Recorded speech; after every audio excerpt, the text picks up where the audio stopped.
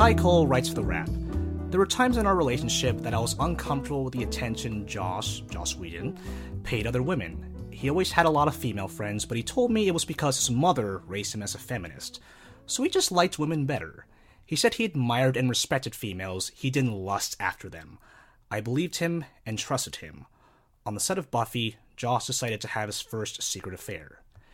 15 years later, when he was done with their marriage and finally ready to tell the truth, he wrote me. When I was running Buffy, I was surrounded by beautiful, needy, aggressive young women. It felt like I had a disease, like something from a Greek myth. Suddenly, I am a powerful producer and the world is laid out at my feet and I can't touch it. But he did touch it. He said he understood I would have to lie or conceal some part of the truth for the rest of my life. But he did it anyway, hoping that first affair would be enough that then we can move on and outlast it. Skipping ahead a little, despite understanding on some level that what he was doing was wrong, he never conceded the hypocrisy of being out of the world preaching feminist ideals, while at the same time taking away my right to make choices for my life and my body based on the truth. He deceived me for 15 years so he could have everything he wanted. I believed, everyone believed, that he was one of the good guys, committed to fighting for women's rights, committed to our marriage, and to the woman he worked with. But now I see how he used his relationship with me as a shield, both during and after our marriage, so no one would question his relationships with other women or scrutinize his writing as anything other than feminist. Again, that was Kai Cole writing for The Wrap about her divorce with Joss Whedon. Kai Cole is an architect, a film producer, and Joss Whedon's ex-wife. So why would I bring that up in this AP Marvel episode? We're just talking about Joss Whedon's work on the Marvel Cinematic Universe. Well, the thing is that, if you've been listening to this podcast for a while, if you know about this CMU class that kind of predated this podcast, we talk a lot about Altairs and how basically an Altair,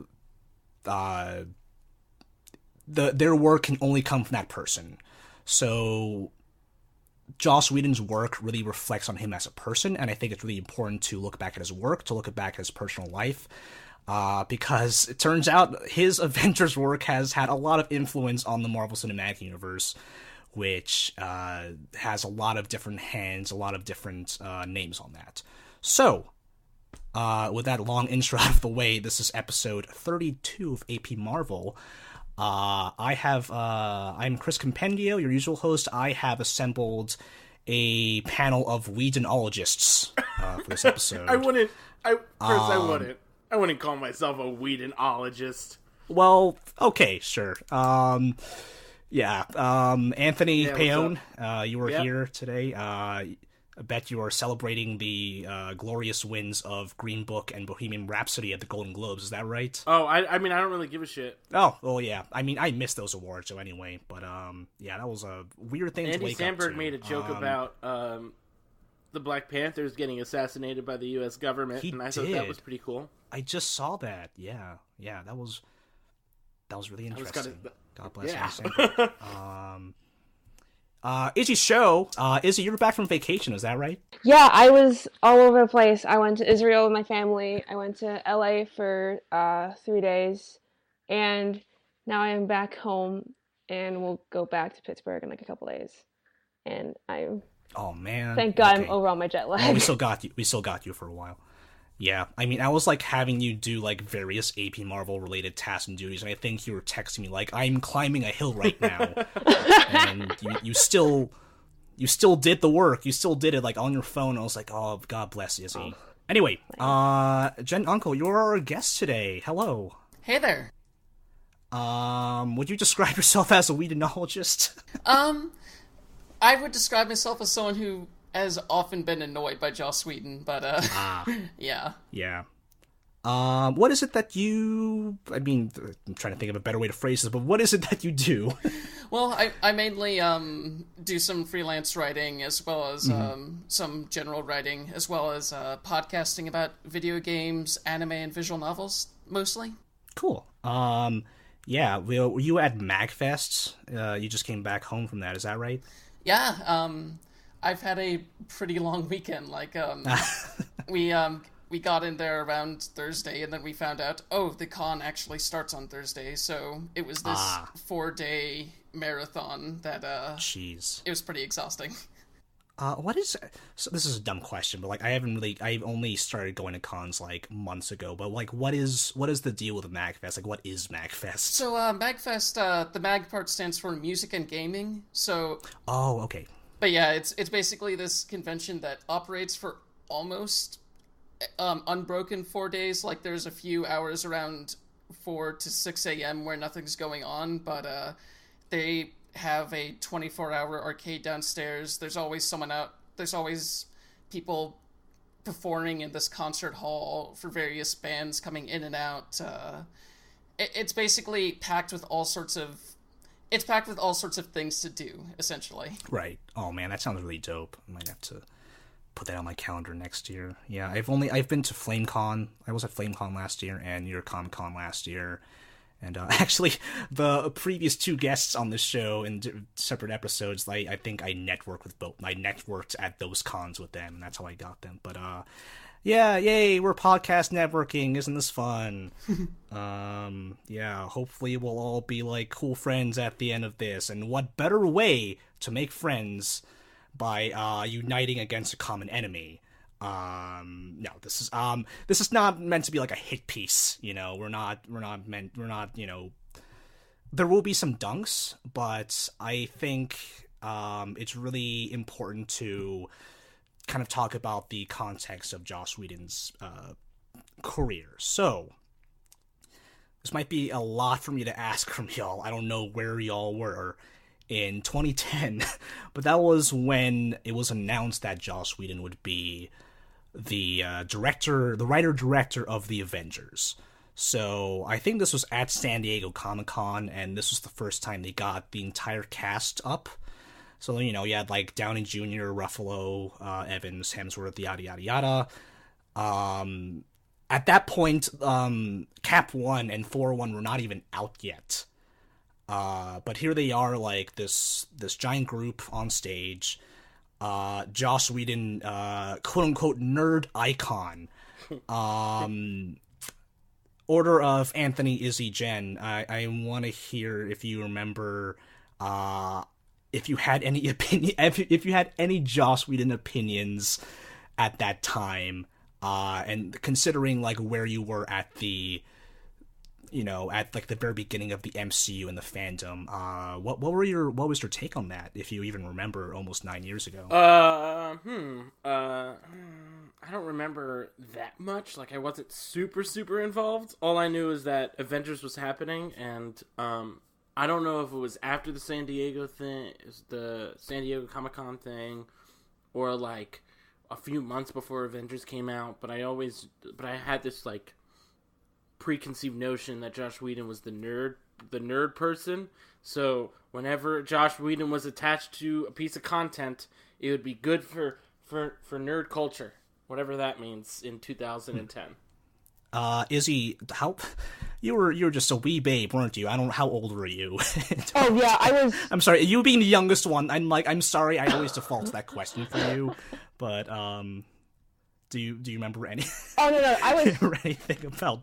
I know, I can definitively say that I was definitely not even a nerd yet. Like, I had, like, that even didn't, like, cross my mind at that time. But I just remember, it was a little bit, like, retrospective after the fact, but I just remember I was subscribed to Entertainment Weekly, and the cover, I think the Avengers was, like, just coming up, and I got the cover for that week, which is Joss Whedon with, like, 2 S.H.I.E.L.D. agents, and it was just really, it was just all over, you know? Like, I think actually might have been for Agents of S.H.I.E.L.D. But, like, either way, like, still around that time, like, it was, Joss Whedon was, like, still, like, this big marquee name, and, like, when I first sort of got ground into the grassroots of that, I guess, sort of nerd lifestyle, there's not a better word for it, like, I associated with Joss Whedon with, like, you know, a really big name in, like, nerd culture, almost like, I guess, the Russos are now, but we'll probably get to that later.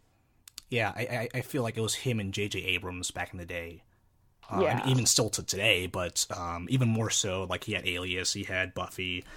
I think even around that time, they did a Comic-Con panel together where they basically talked about their statuses as, like, the two nerd producers. I feel like I feel like I've heard that a lot. Like I feel like I remember JJ talking, like saying that kind of similar line. It's like, hey, nerds kind of look to the both of us as like icons or something like that. I don't know. I really remember hearing people say that, like either one of them saying that. Yeah, like these kind of mainstream nerd figures, Jen, do you have any memories of like Marvel, Whedon, anything fandom back in that day and age? So before the Avengers, before both the Avengers and Cabin in the Woods, I wasn't really familiar with who he was beyond...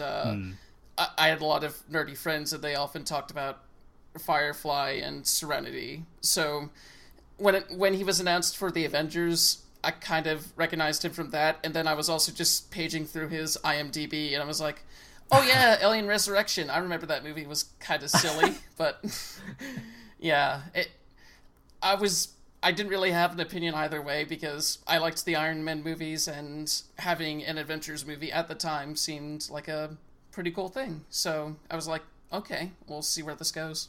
Yeah, I mean, I feel like the word of mouth was like, okay, this makes sense, because Joss Whedon, not only is he the quote-unquote nerd guy, he's the one who always does well with an ensemble. So at the time, like, I had never watched Buffy. I don't think I had gone through my binge watch of Firefly yet, but, those are very ensemble-driven shows. And I also, even back then, I kind of knew him as, like, oh, he's the feminist writer, He always has quote-unquote strong female characters. I think at that point, I had watched Serenity before Firefly, and I remember River Tam, like, oh yeah, she's the one with the badass fight scenes. So I was like, okay, this makes sense. Like, this is fine. Like, I needed to, like, read up a little more, but, it all seemed to make sense. So I think we should kind of go a little back on that trip on memory lane. Jen, you said you saw, like, the first 5 episodes of Buffy or something like that. Is that correct? Yeah, and I only watched it within the last few years, so it wasn't something like that was like a nostalgic touchstone for me or anything like that. Right, yeah. Because it seems to have a lot of it has a lot of influence. I know a lot of friends who are still really into Buffy, like they might rewatch it on Netflix every once in a while.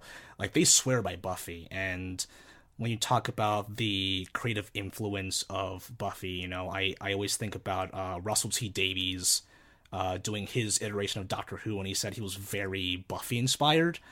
I mean, he straight up got Jane Eppenson, one of the producers and writers from Buffy, to work with him on Torchwood Miracle Day. So I've always found the influence of that to be really interesting.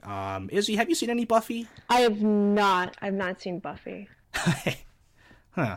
Anthony? Nope. Well, this is going great so far. This is going great, yeah. I don't know. Vampires are just not my thing. Right. And the funny part of this whole thing is that this started off as a movie screenplay that was kind of turned into this teen comedy that Joss Whedon did not direct and kind of hated at the end. And then he just kind of reconfigured it into like into what we know Buffy as now. I mean, I think Buffy have like the first musical episode, because so many shows after that they all had their musical. It was like a big successful one.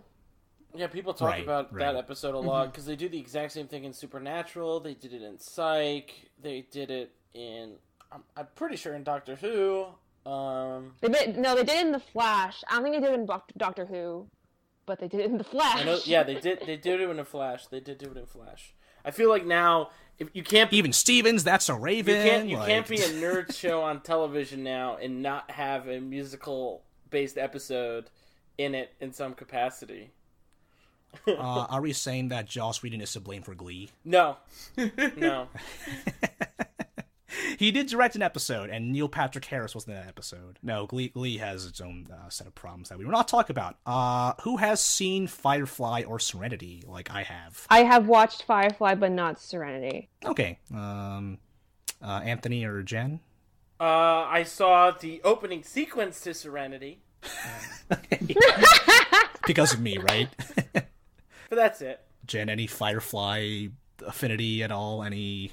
I was mostly familiar with it in terms of back when Halo 3 ODST came out, they got a lot of the same actors from Firefly to play the fire team. So a lot of my nerd friends were like, okay, this is like a reunion of sorts. And at some point I looked into Firefly a bit, but the whole Confederate theming and the Lost Cause stuff kind of turned me away, being like, I'd rather just watch something else. So yeah, that is definitely not something that I picked up on like in my youth.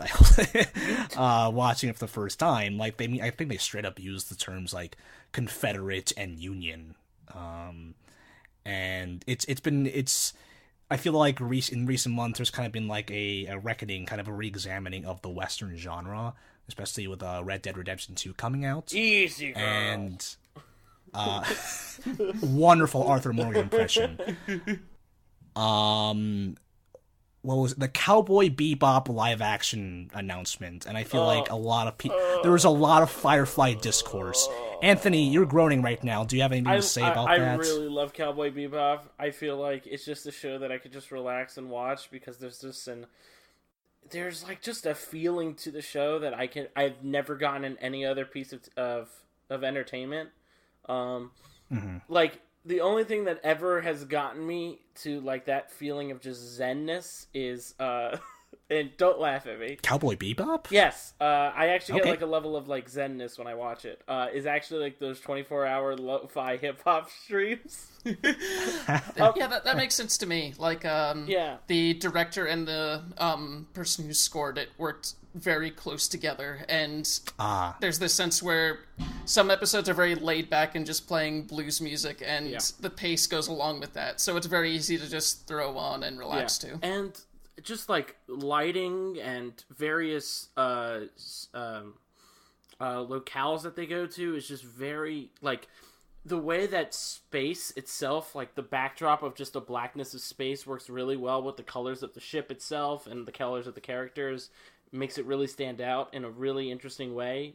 And I just really, I get this really great feeling from it that I've never gotten from any other anime or television show. Yeah, so I'm just really afraid for that live action that it won't give that same feeling. So where did the Firefly comparison come from? As someone who's like learning about Cowboy Bebop from you right now, it's a bunch of like very improvised style silliness on a spaceship floating through space. That's it. There are two crews.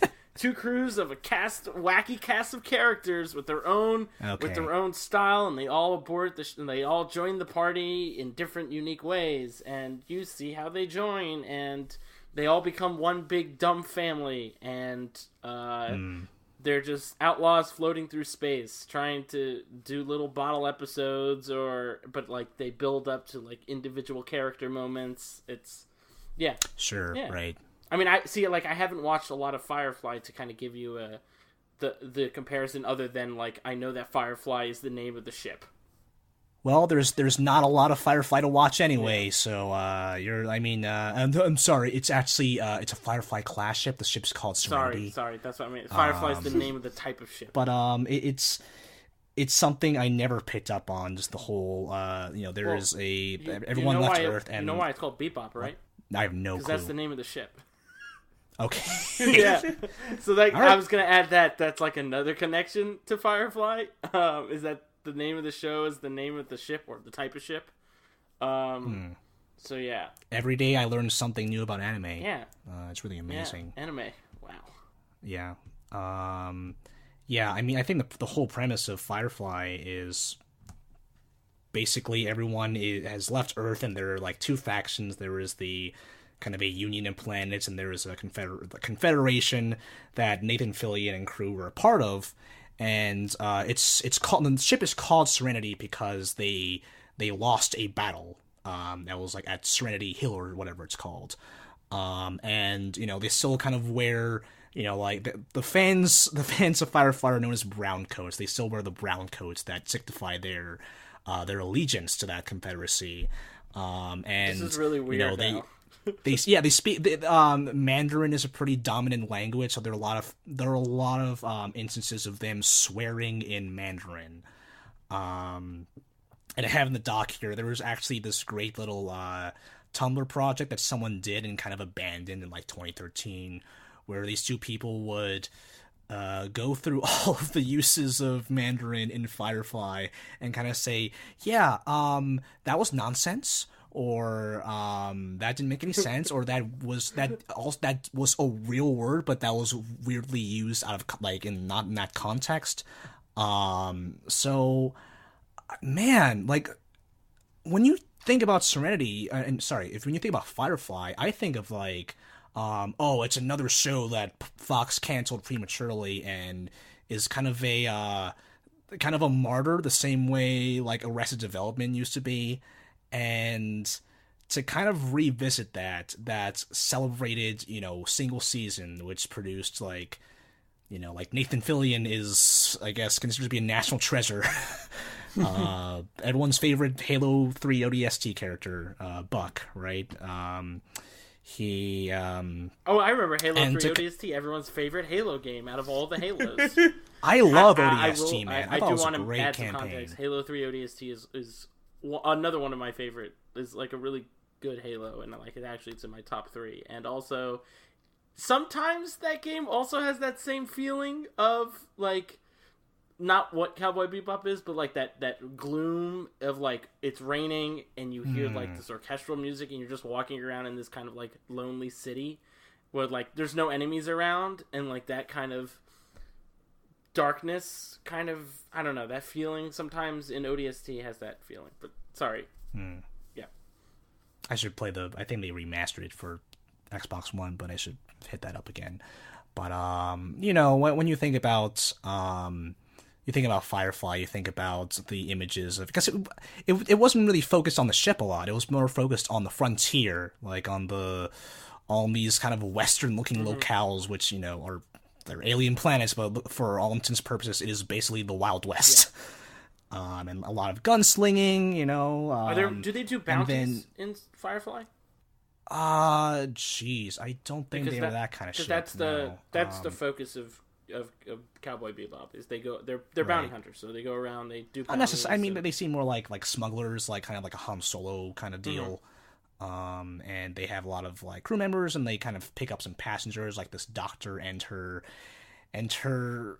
sister, who is kind of like this, she's like very quiet. She has like a mysterious past, and then like in Serenity, she kind of like gets activated and becomes like a super badass, which is a trope that I don't really like.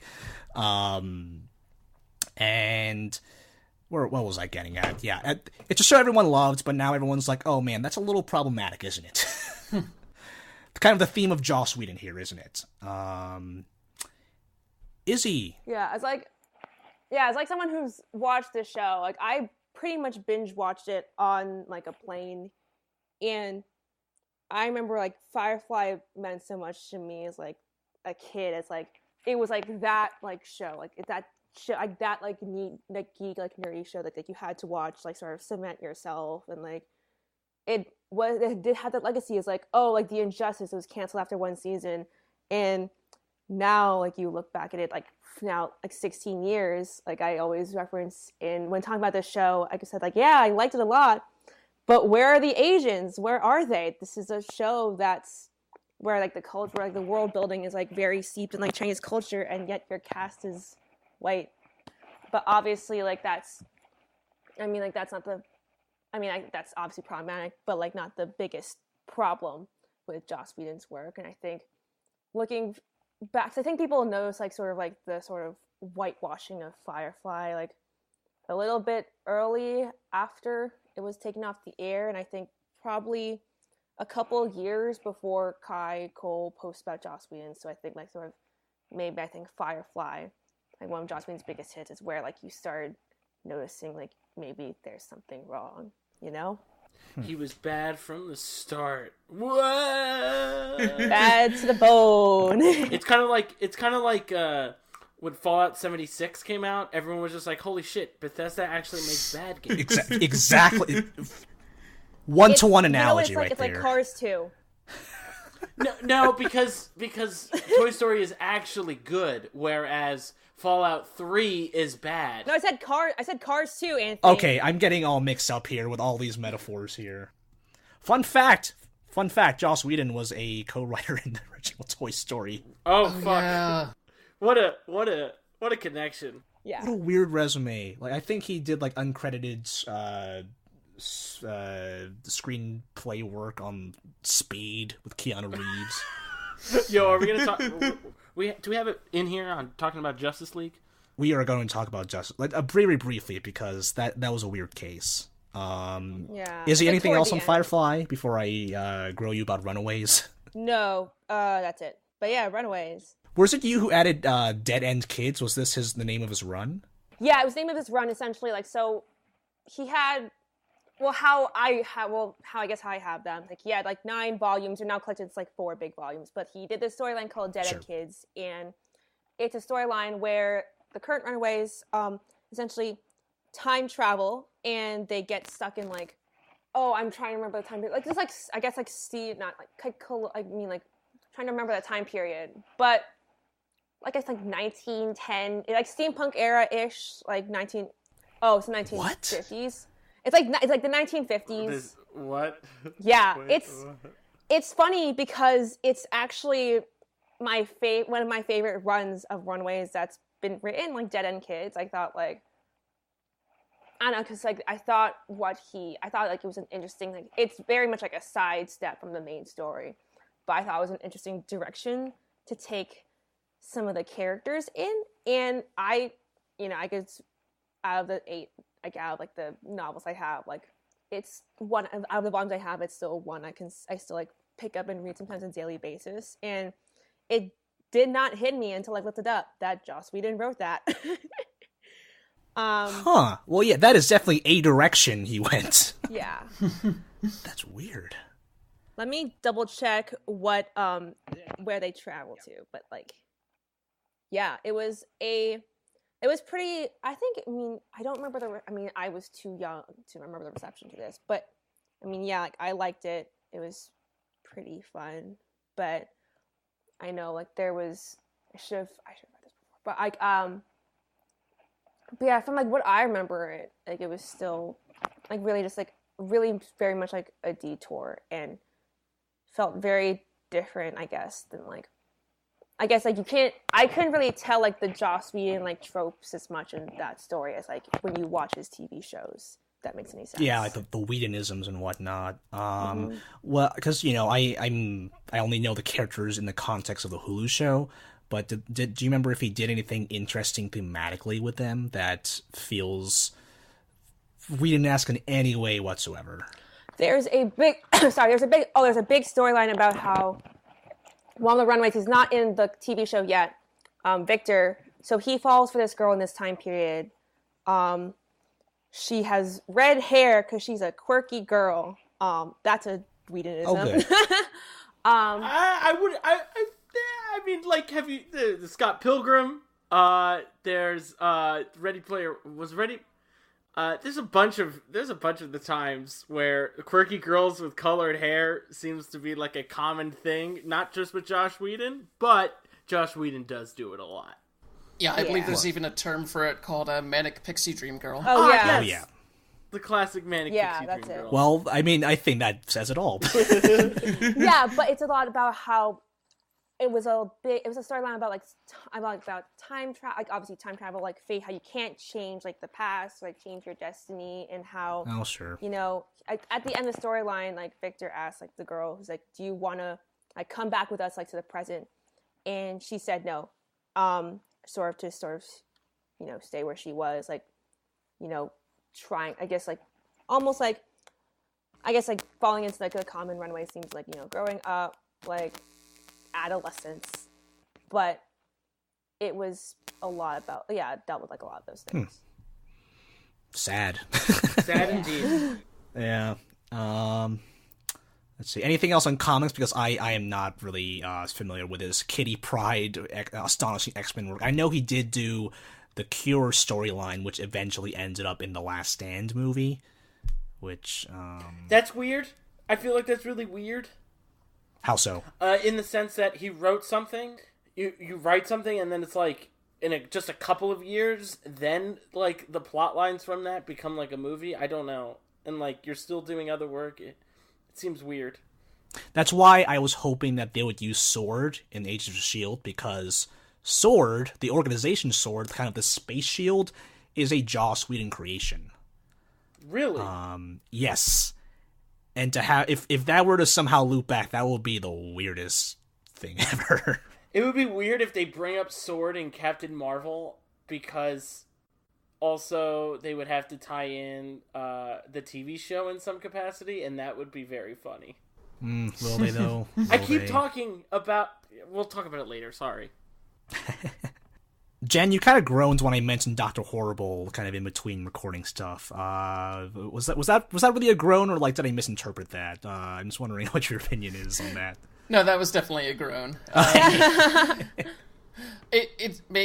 guess the sense of humor didn't really click for me, because whenever I ended up watching it, it was back when it was still on Hulu. Might still be on Hulu, but the part where I was kind of just going along with it for a bit, and then in the first episode, at some point, he gets that letter from White Horse, I think, or Black Horse, and Bad Horse.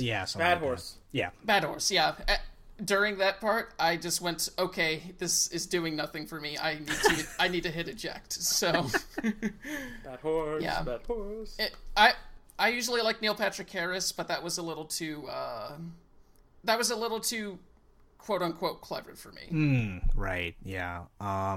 Did you end up finishing it? Yeah, I didn't really end up going back to it after. I just looked up what happened, and the tragic ending and stuff. But it's probably worse to watch it, because like it's just very cringy and like, you know, kind of guy stalking girl type of thing. But Chris, what were you saying? I mean, to be honest, I didn't think about it too much until recently, when kind of the Whedon discourse was coming back. But yeah, yes, a little bit stalker-y, and Nathan Fillion's Captain Hammer character is just very off-putting, I feel. And just the whole ending, the tragic ending, as you mentioned, Anthony.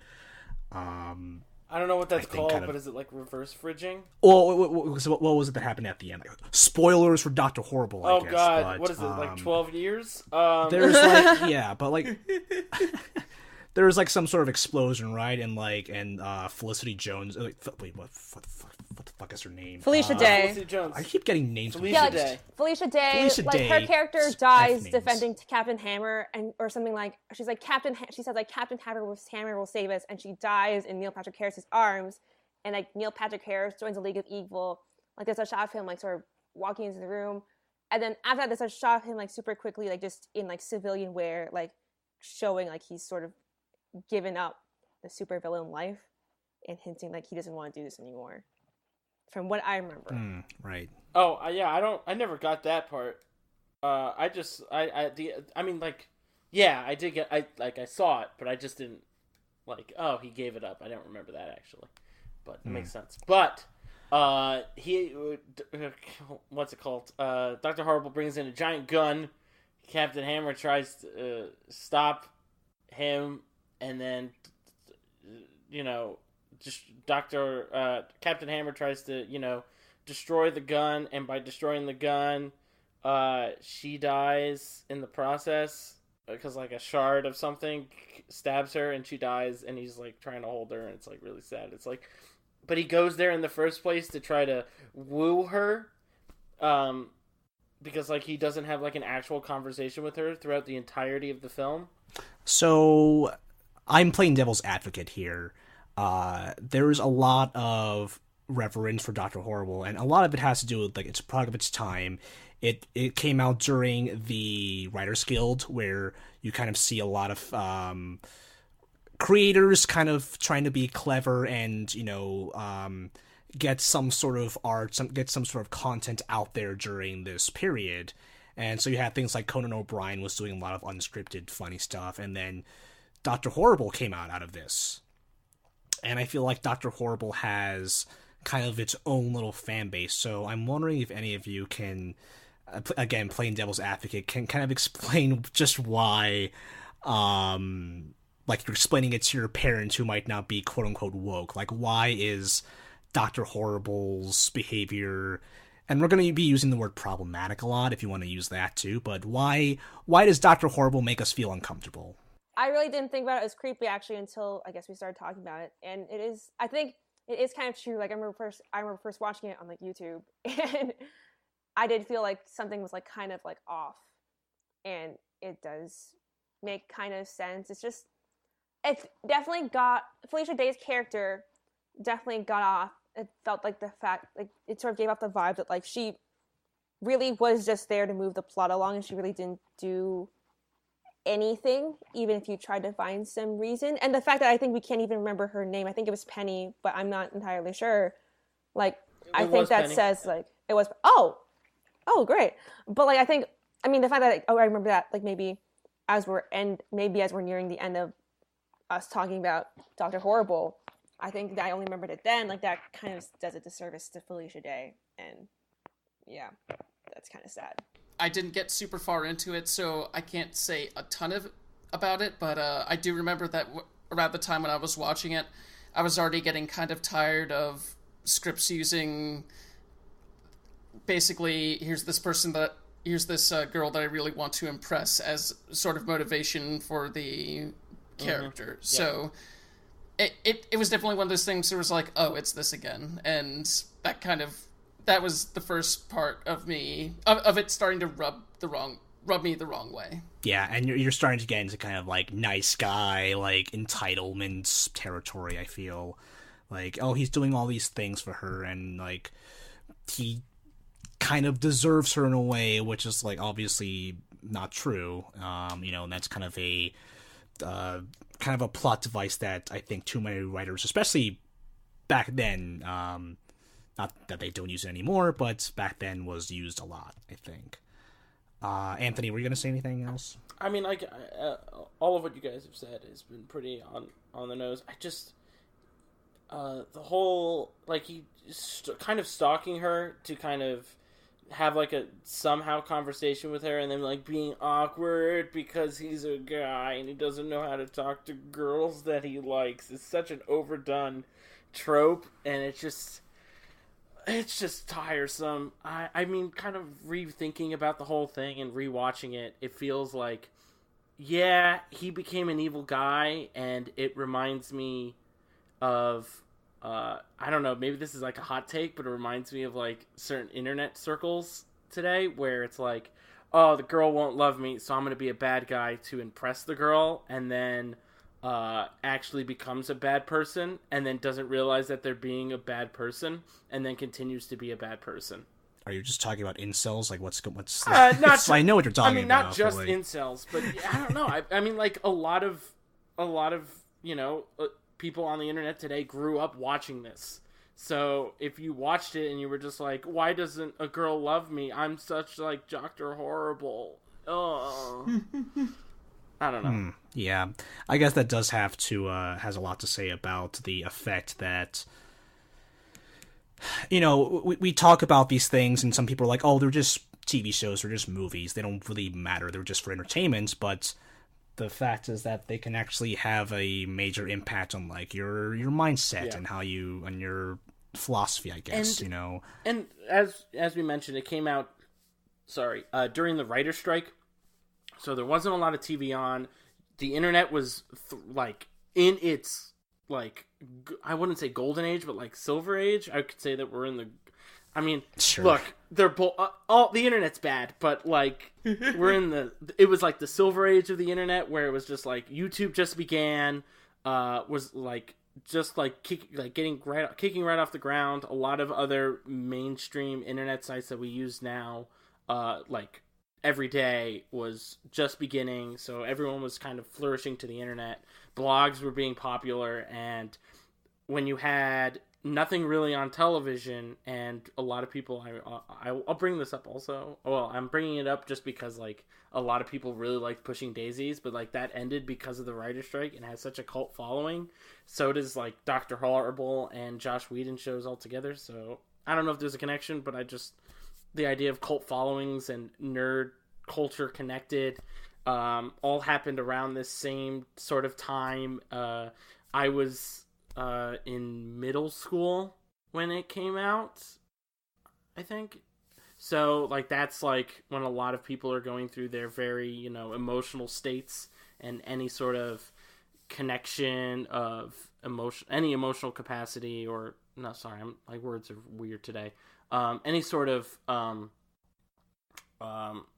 entertainment that they could flock to feel good about themselves was, you know, right there for the taking. So, I don't know, just, it feels like it was made at the right time for the wrong reason. No, the wrong time. Sure, you know what I mean. Yeah. Yeah. Yeah. It had the stars aligned. The stars aligned for that to be made at that time, and for it to be like this massive thing. Exactly. Like just and it's also fun to be like, oh, all those corporations canceling our favorite shows, and we are supporting creators, we are supporting writers. Yeah. But you know, you were saying, Anthony, like you were younger, I was younger, maybe we would have been like a lot more easy to impress. Yeah. And like there was superheroes in it, so it's like, oh, but it's different than the normal superheroes that we watch. So like it's interesting and it's different. It makes me feel, you know, that I'm not just like looking at DC or Marvel characters. The bad guy's a good guy. Yeah, whoa, it's so different. Hipster. Nathan Fillion says the hammer is my penis. And ha ha ha. Ha ha ha. Ha ha. Superheroes talking about their penis. All right. So, now I'm done. I'm sorry. Did none of us watch Dollhouse? Because I don't think any of us watched Dollhouse. I know the concept of it. What is the concept? Is he? I'm looking it up right. Yeah, I'm looking it up right now. I think I know what it is. Izzy, you can correct me if you find it, but essentially, all right, let's go. Eliza Dushka. I forget how to pronounce her last name. She plays a hitman who kind of resets after every kill. And if you want to have her as your hitman, you have to go to the doll house, and then you pick between the dolls that are there, and then that's the person that kills the other person. I think that's it. Am I right? I think so. Yeah, I never watched. I never watched the show. I'd give you a 9. I give you an 80%. Yes, I'd give you an 80%. I am a real-time fact-checking here at AP Marvel. I am a cultural icon. The internet. You're like one of those characters in Ready Player One who's like studying pop culture. I am a social historian. Digital historian. That's the word. Well, if you're listening to this and you're wondering, wait, didn't Chris say they were Whedonologists in the beginning of this? I lied. Yeah, I even said I'm not. You're supposed to go along with the joke, goddammit. No, I'm not gonna yes and. The yes and is telling you we're not. I saw Much Ado About Nothing. I think this was this came out in 2012, so I must have seen it in like a small theater in Pittsburgh, like in what's the one Squirrel Hill called? The Manor? The Manor. I think I saw it at the Manor, and I think I saw it by myself, but I remember Much Ado About Nothing. It is something that Joss Whedon shot when he was on vacation from shooting the first Avengers movie. And the backstory of this whole project was that he usually invites his friends to his house, and they just read Shakespeare. They do Shakespeare readings, like, in their living room or something like that. So I guess Joss Whedon was just bored or, like, impulsive or something like that while he was on vacation from making this huge blockbuster. Yeah, so they shot this movie at his house. It was in black and white? Yeah, in black and white. He got a lot of cast members from Buffy, Angel, Firefly, even freaking Cabin in the Woods, and Agents of S.H.I.E.L.D. Dollhouse. Yeah, Phil Coulson was there. Phil Coulson was the dad. Did they gender swap it, you said? They gender swapped one of the characters. It was like one of like the bad guys, like henchmen, who is now a henchwoman who he's also sleeping with, I guess. And yeah, none of the major characters were gender swapped. Instead, it was just everything was contemporary, so everyone just wore like 2012 ass clothing. They still spoke in the same Shakespeare prose, and they didn't add anything. They just kind of like cut a few parts down. There was the party scene where they all the masks. Party scene. Yeah. And they added the scene of Benedict and Beatrice. It was like Benedict kind of dressing up while Beatrice is like lying down in bed, and he kind of silently leaves her, which is kind of like meant to, I guess, set up their awkward relationship in the beginning for the rest of the movie. But the only reason I guess I'm mentioning this is because like I don't really have any strong opinions on like how they opened that movie or any of the other changes they made. It's just like what a career this man has had, that you can just call up your actor buddies. First of all, you have a bunch of acting buddies, and you're like, hey, come over to my house. We're gonna film a Shakespeare movie. We don't have permits, I don't care. I live here, but I think he also watched Much Ado About Nothing. It's just such a curious, like, fascinating project. Jen, you wrote something here about Cabin in the Woods. Yeah, so Cabin in the Woods is probably the thing that I'm most fond of when it comes to Joss Whedon. Like, I saw it, around the time when I saw it, I was already a pretty big horror fan, and a lot of the things that it does are pretty fun. Like, the way that it does a random jump scare at the beginning that's not really a jump scare at all. It's just him spilling his coffee, and then the orchestra comes in with full blaring. It has very good comedic timing throughout. But one of the things with that movie is all of the people that they're basically targeting to be in part of this faux horror movie sacrifice for the gods is most of the cast doesn't actually fall within those stereotypes, so they're using various things behind the scenes to make them do stupid things. And one of them is there's this character that isn't actually blonde, but they make her use this sort of... They basically switch her conditioner with some sort of blonde hair dye that makes her stupid. And they really play into this by being like, oh yeah, we're gonna turn this up, so we're basically using chemicals to make these people slutty. And it's like, it's something that back then I was, basically because I was so immersed in those tropes, it was like, haha, very funny.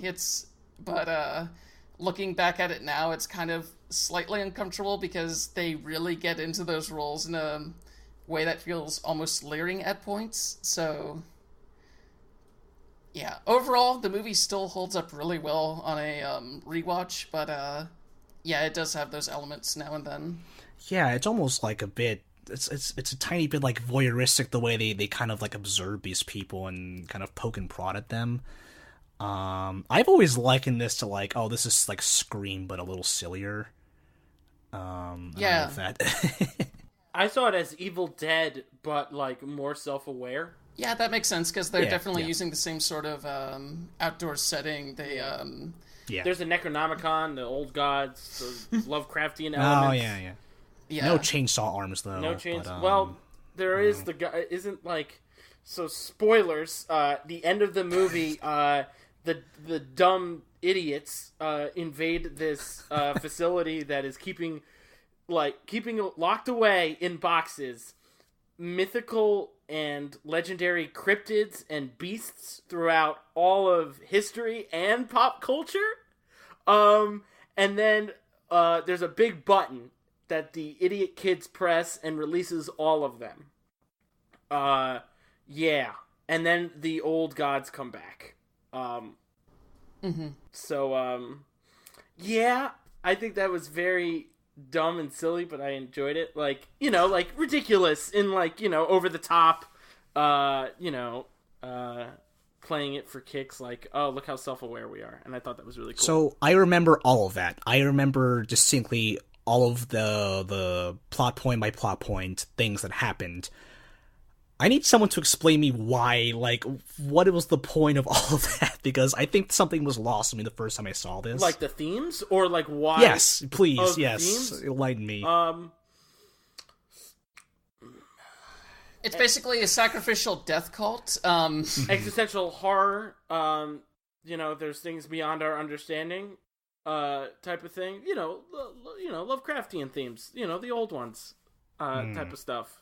And they're locked away, hidden beneath the earth or something, and you gotta sacrifice them using 1980s horror tropes. I had a screenwriting teacher once in CMU, and she joked that she had a student she did not like because that student would always end their screenplays by ending the world, and she thought it was the laziest thing ever. I usually don't agree with this professor. I love her, I appreciate her, everything she's done for me, but like, when the world ended at the end of this movie, I could not stop thinking about what she said, and I was like, what? Why is there? Okay, I don't know where I'm going with this, because I haven't really revisited Cabin in the Woods, but I've just never really gotten it. It was a fun movie for sure. That scene where they let all the monsters go, that is some wild shit. I'm pretty sure there was like Left 4 Dead zombies in it. The boomer was in one of the cages, I think. Yeah. There was what's it called? Dead Space. One of the characters from the Dead Space, really? like one of the flapping bird creatures that latch onto people's faces and then stabs them with their thingies. Necromorphs. Well, Necromorphs is the whole thing, but there's the bird ones, the ones that flap around and like specifically latch onto your face that don't look like humans. Oh yeah, those types of things. I remember seeing. Tony, are you saying that Cabin in the Woods is the Ready Player One of horror movies? Yes. It kind of is. It does it really well though, compared to the garbage that is Ready Player One. Well, okay. Drew Goddard directed that. I think Drew Goddard had collaborated with Joss Whedon on a lot of different shows. He also did a lot of things for Lost. Oh. And he Buffy wrote stuff, right? I think he did Buffy stuff. He wrote the screenplay, the adaptation for The Martian, and his most recent film was Bad Times at the El Royale. Oh, I heard that was good. Yeah, me too. Yeah, that's a very fun movie. Oh, I gotta watch. I do have to watch it. That was one of my movies from 2018. I gotta watch that. Hereditary. I missed it in theaters, and I was so mad at myself. And I'm probably gonna rent it when it's available. I gotta watch Mandy too. Ugh. Yeah, a lot on the backlog. So that, I don't know if that was like the most Whedon-esque movie, but like it was definitely like, hey, I'm Joss Whedon, I got opinions about tropes. He also did that thing, like, he also used, like, oh, look at all these nerd horror things. Like, if you're seeing this movie and you're, like, a horror fan, and at the end of the movie you see all these creatures that you've seen in other horror movies, you're just, your nostalgia sensors flare up.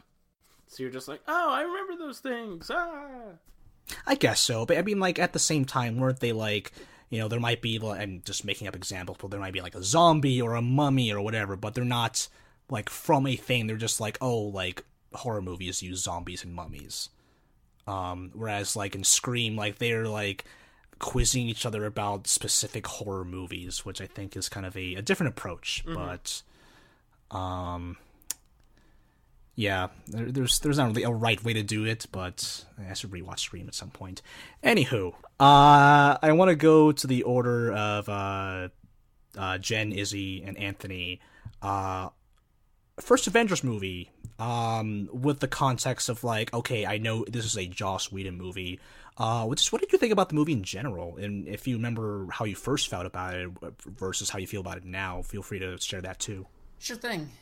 So back when I saw it, I think I reacted the same way most people did. Like, I had a pretty good time with it, and a lot of the jokes landed, like the whole he's playing Galaga, but no one thinks he thinks no one else notices, but we do. And then he goes back to playing Galaga after the scene ends. There's a lot of snappy bits like that, and most of the fights are okay, especially when they're as a group. Going back to it now, it's very clear how far we've come in terms of both CG and how they structure these in particular. Yeah. Because there's a lot of time spent basically saying lines that are very winking and nudging in terms of, okay, here's who we're going to introduce next. Like, oh, gamma radiation? I know who can help us with gamma radiation. And just a lot of things like that. And when it's one-on-one fights, he's not the best action director, because when the introduction scene with Black Widow is straight up awful, you get a bunch of random cuts as she's hitting people that are clearly not even close to landing.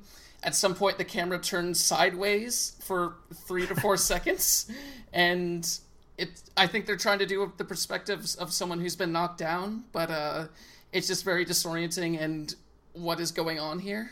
And there's a few visual gags, like when they're visiting another country to pick up the Hulk, they pass by this group that's basically watching a TV set out in the open with several goats next to them, and it felt very much like hey, third world countries, am I right? And it's...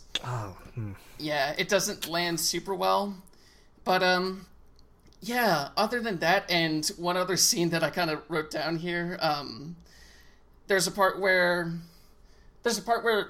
Loki is basically confronting a crowd of people, and an old man comes up to him and says, "We've seen your kind before, we will not bow down to you." And immediately after that, Captain America comes in and is like, "You know who else was like this? Hitler." And it's like, yeah, it's like you just did the same narrative thing twice. Yeah, wait, they're in Germany in that scene, right? I think so, yeah. But like clearly filmed in Cleveland, like it was definitely not on location.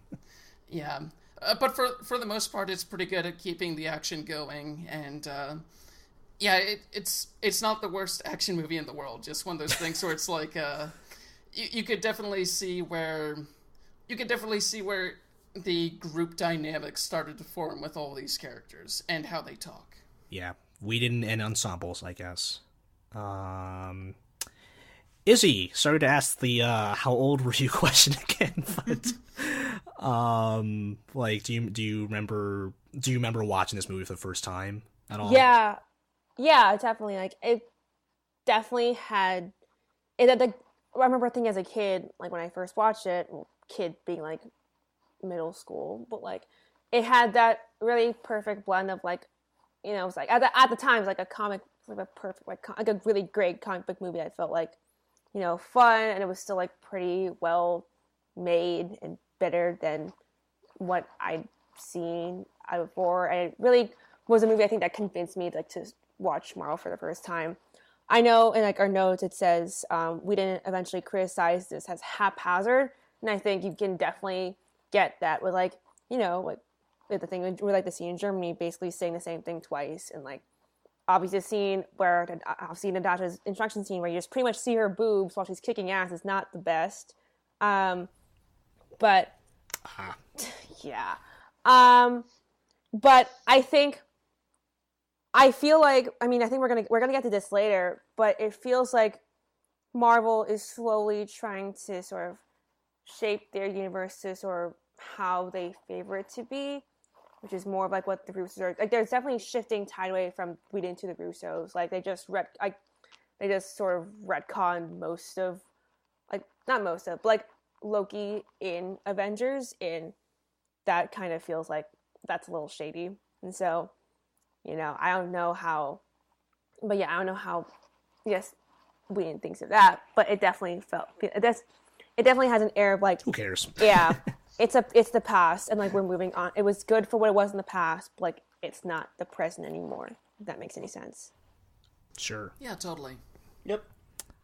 Anthony, take me back to 2012. The young Tony Paone sitting in the theater. The nerd was writing the big blockbuster superhero movie. I am so ready. It's gonna be the best movie ever. And then I came out of the theater and I was just like, it was the best movie ever. That's my take. That's it. I was like, who is this character? And it's like, oh wait, it's just you. It's just me. from the That's past. just me in the past. I saw Avengers like 3 or 4 times, and that was the first movie I ever saw in Right. theaters more than once. So I was pretty honored.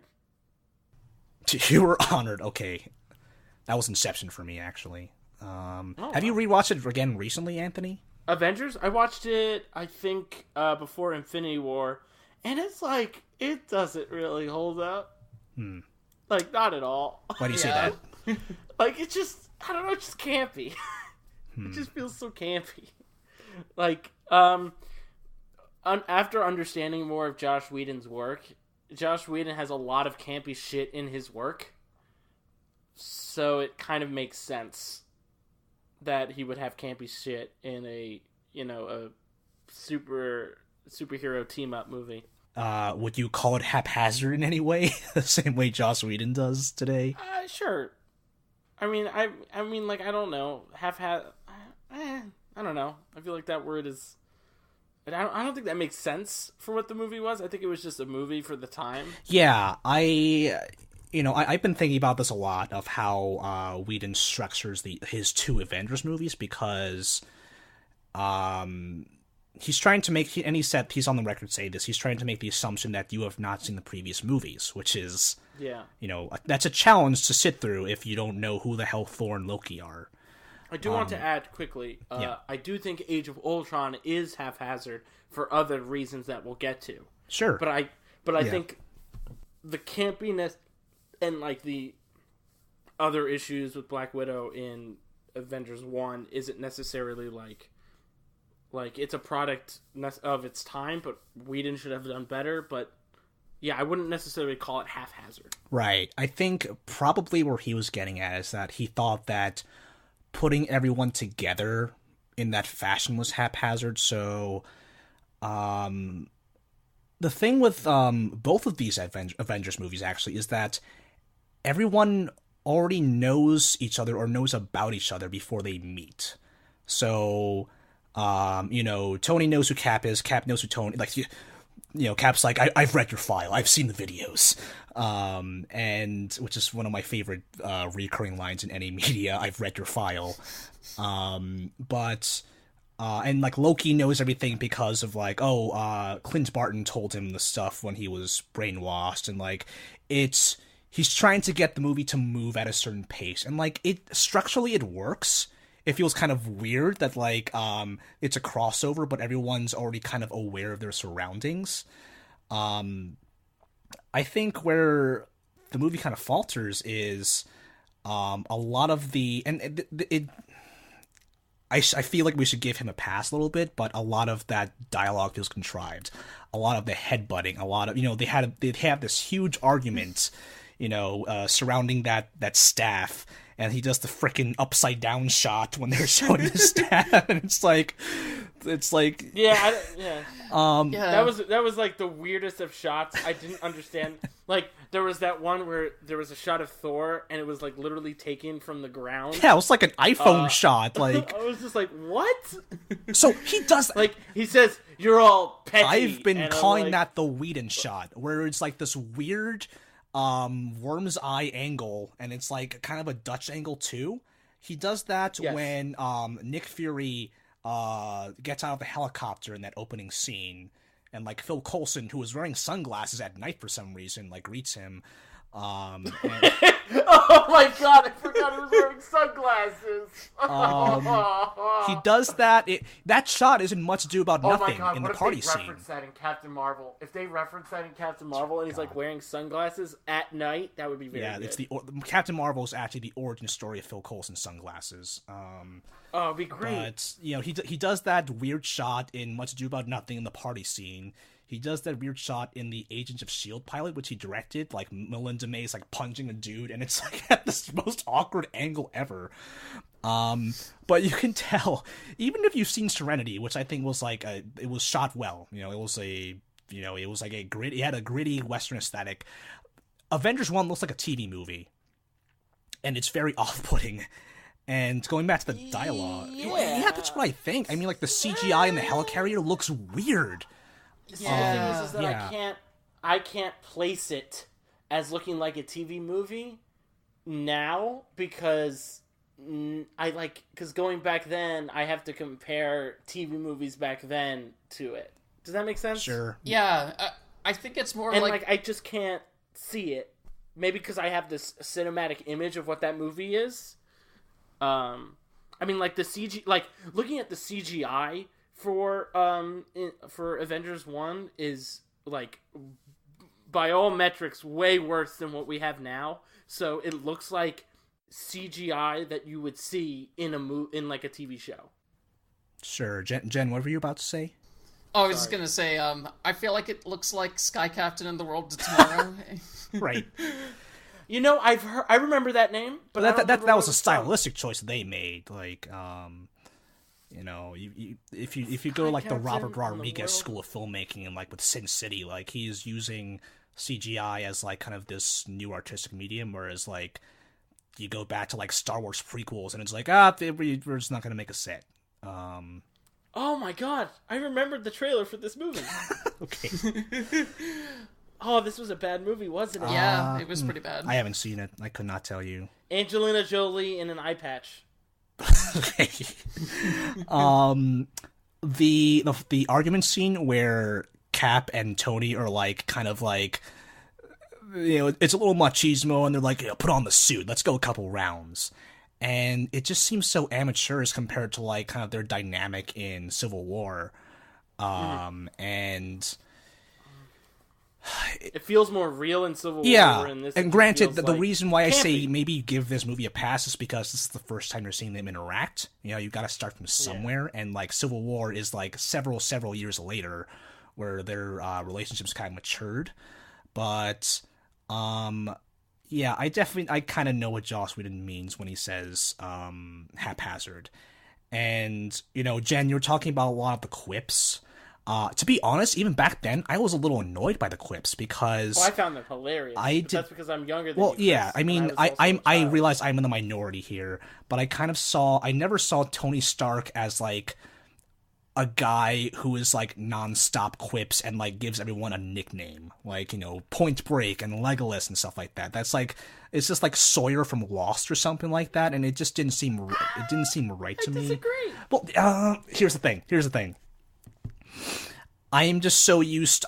Whenever I watch something these days, I always if it's like a prolific writer like Joss Whedon or Stephen Moffat, I always try to imagine their face when they write this thing because I feel like I have a super sense for like smugness and self-satisfaction.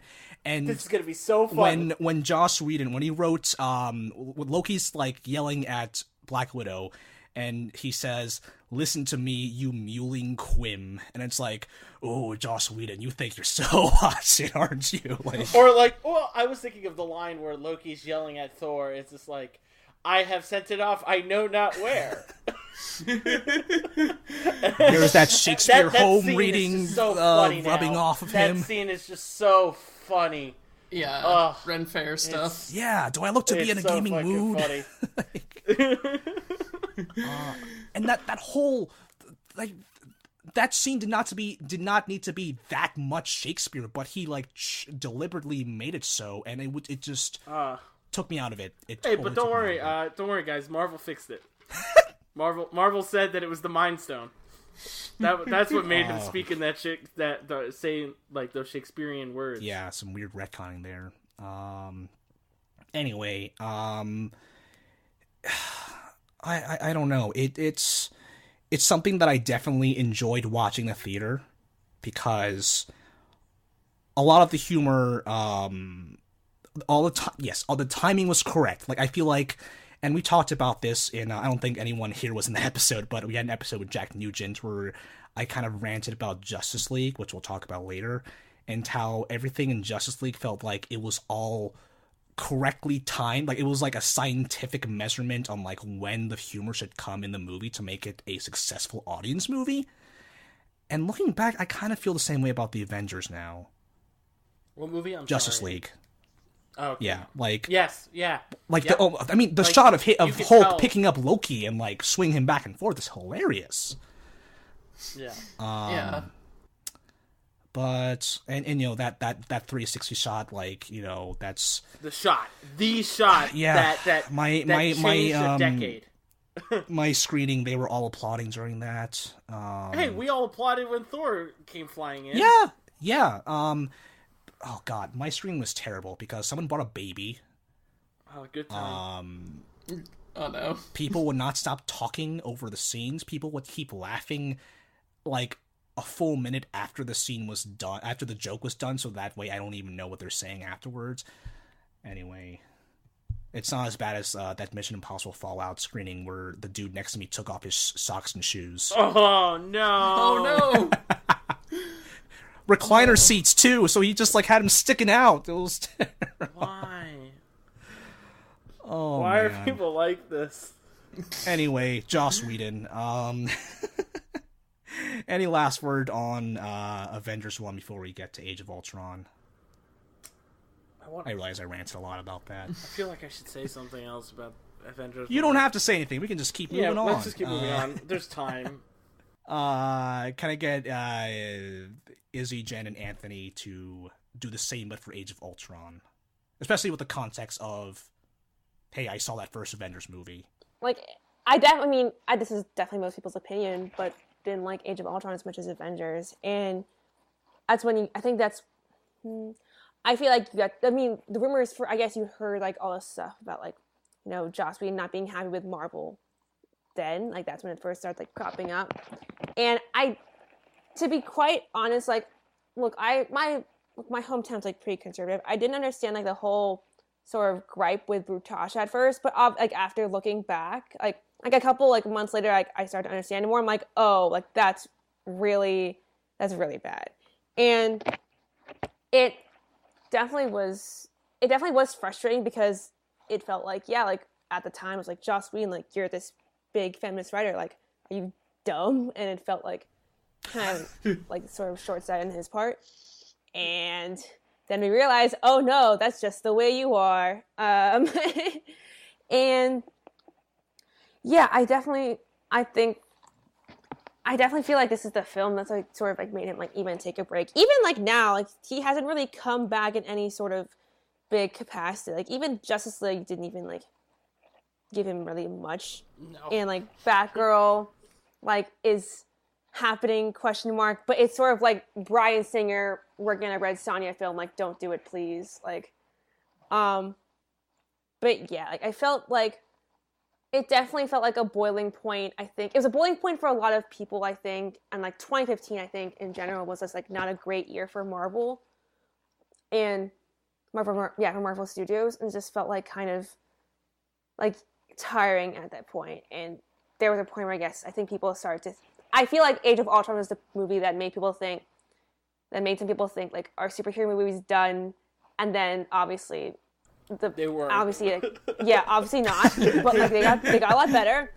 But like that, I think it was just part of like a really bad year for Marvel and for him. There was the Perlmutter stuff, right? His true colors. Yeah, it showed true colors from everyone. It's really telling just how, you know, when headlines are like, oh, Avengers 1 made like $1.5 billion, and like Avengers 2 made like $1.2 billion, and everyone's like, oh, it's a failure. I obviously made up the numbers there. That's basically what the narrative was, and I think that's ridiculous. Jen, your Age of Ultron memories. Yeah, so Age of Ultron was kind of the movie that started to give me Marvel fatigue. Ooh, like, yeah. Like the very all the characters started to sound like Joss Whedon's version of Tony Stark, where like even from the beginning scene, they're doing all the same sort of jokes together as they're fighting in this action scene. And I remember at the time I thought Ultron was kind of fun as a villain, even though I feel like he was mostly only interesting because he was also making jokes, because otherwise he was getting into really freshman college philosophy bullshit. Basically being like, I think man needs to have another extinction because it's the natural course of things just to have a bunch of extinctions all the time. That's actually the sadism. Okay. Where the idea is that to have a full communist revolution, you need to have a nuclear holocaust. Oh, jeez. I am not kidding. Anyone can look up Posadist, Posadist, and that is what it is. You've been reading a lot, Anthony, lately. I have been reading a lot of stuff. Yeah.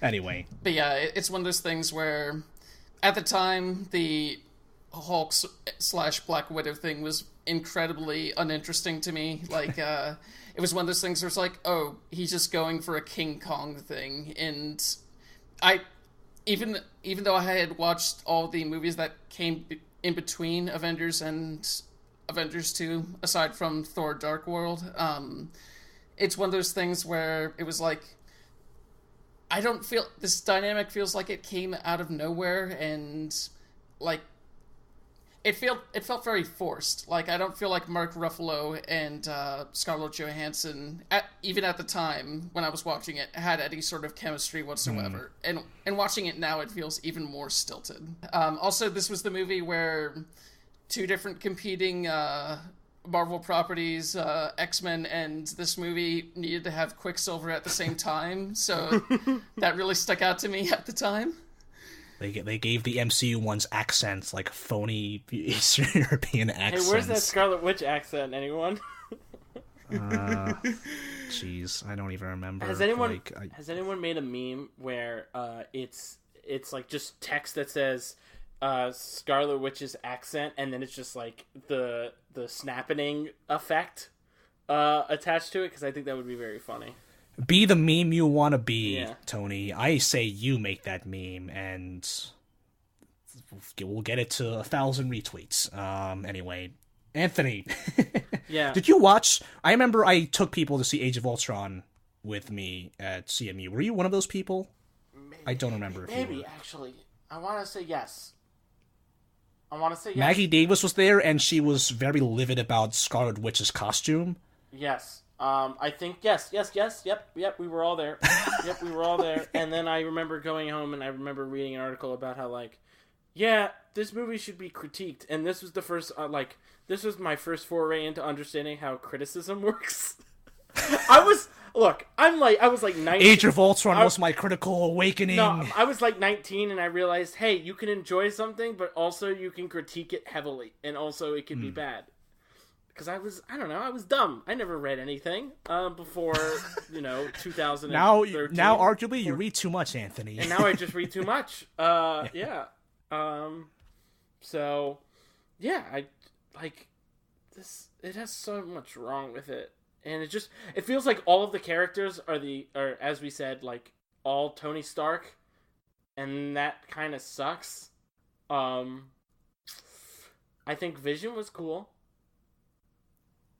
I think, like, even watching the forced relationship, like, I didn't think about it immediately after I saw the movie, but while I was watching the movie, I felt that the forced relationship between Bruce and Natasha was so dumb and unnecessary. Like, almost like combined with the actual offensiveness of it, it just is, like, offensive in the sense of, like, writing, like how you write characters.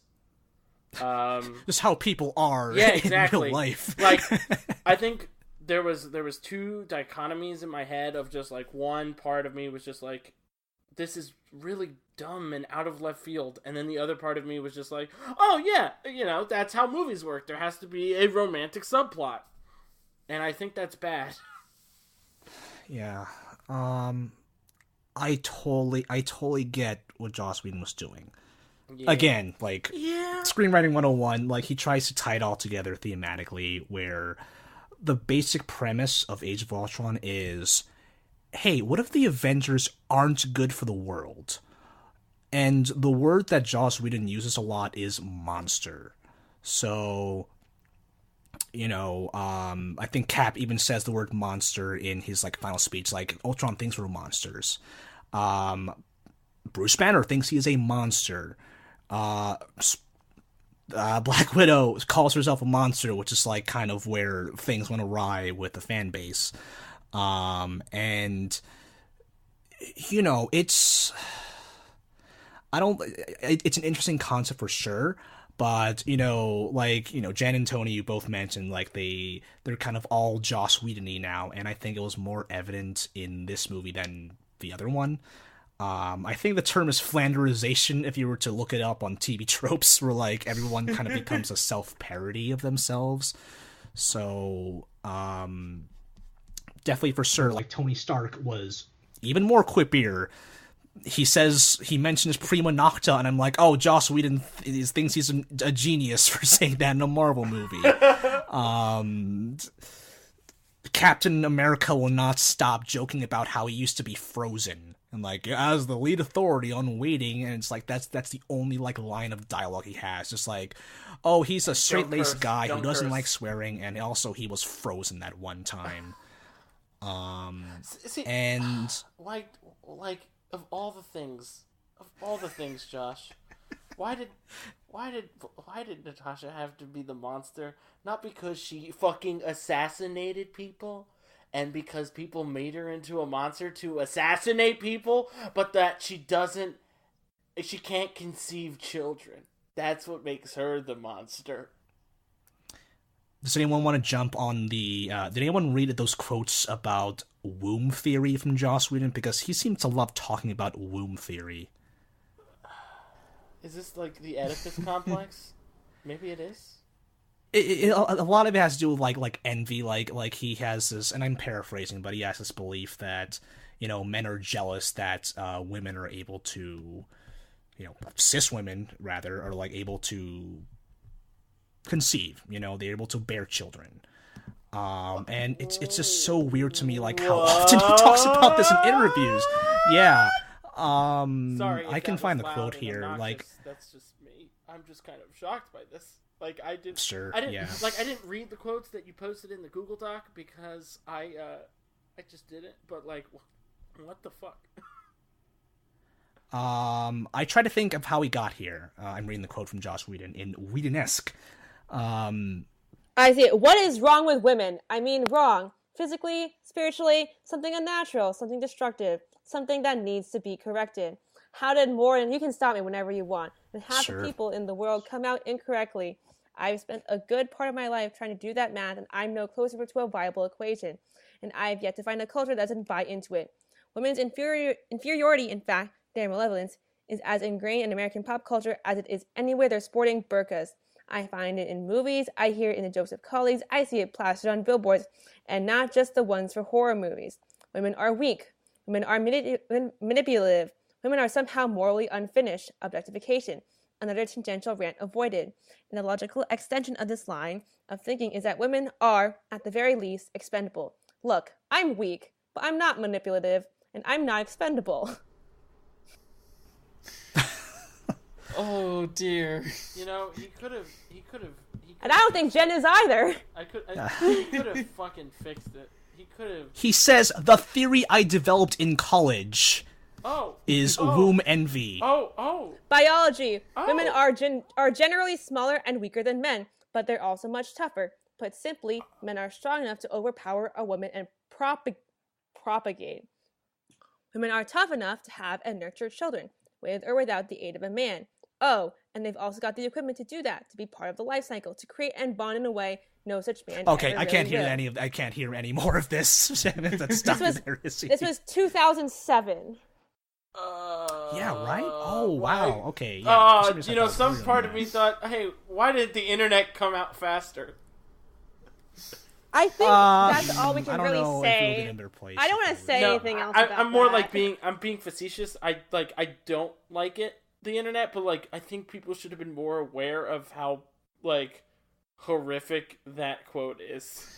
Yeah, as someone who has dealt with a number of TERFs in my timeline before, making all sorts of transphobic arguments to me, that is one of the most TERFy paragraphs I've ever heard. Right? Yep. Goodness.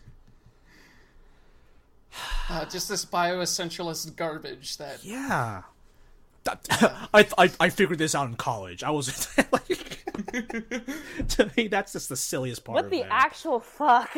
Josh Whedon was sitting at a desk in his fucking dorm room on a Friday night, because of, I don't know, rejection or something. I don't know what men think why women won't like them. And he's writing down, like, scribbling in ink by a candlelight, oh, this is it. This is the whole thing. I've cracked the code. And it's like it's like on this giant piece of parchment. And then it goes flying out the window. And it's lost to the eons. And then he's able to talk about it in public in an interview because he needs to. And he feels like the world needs to hear his bullshit. He'll have a Patreon and a YouTube channel. That's what he'll do. He's got to make money! Izzy, speaking of 2007, do you know about his Wonder Woman script? Oh, that's a really good segue. Good job. I can host a show. I'm not that sleepy. I was gonna connect to, like, speaking of Joss Whedon sitting at his desk, but that Wonder Woman script is gosh darn awful. I don't understand. I saw an article. He stands by his infamously awful Wonder Woman script. I'm like, why would you do that? Also, well, what elements of the script are awful in your eyes? What elements of the script are horrible? The fact that he fetishizes Wonder Woman in the scene descriptions. The fact that most of the movie is centered around Steve Trevor, despite being a movie about Wonder Woman. The fact that I think she's more of, like, a plot device than, like, an actual, like, character. He said, I'm in an article for the AV Club, he quoted that people, when he stood by his script, he said, people say that it's not woke enough, he theorizes, admitting that he wasn't the most woke individual at the time, but he says that critics aren't looking at the bigger picture and that he stands by what he wrote.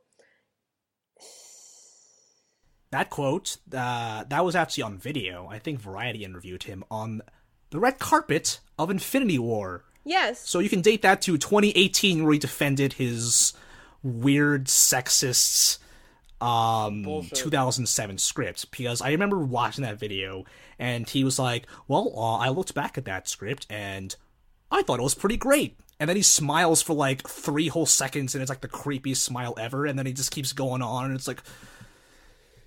It's he uses the word whore a lot in this script. The reason why I want to bring this up, go ahead. You know what kind of, like, scares me if I think about it? Because, like, let's say this script somehow got greenlit into a movie. Like, would people be heralding it as, like, a Buffy kind of thing? Like, oh, look at what Joss Whedon did for, like, feminism, like, female superhero movies, and, like, oh, it's not like Catwoman. It, like, is, maybe it would have done better, but it kind of scares me, like, that could have been what happened.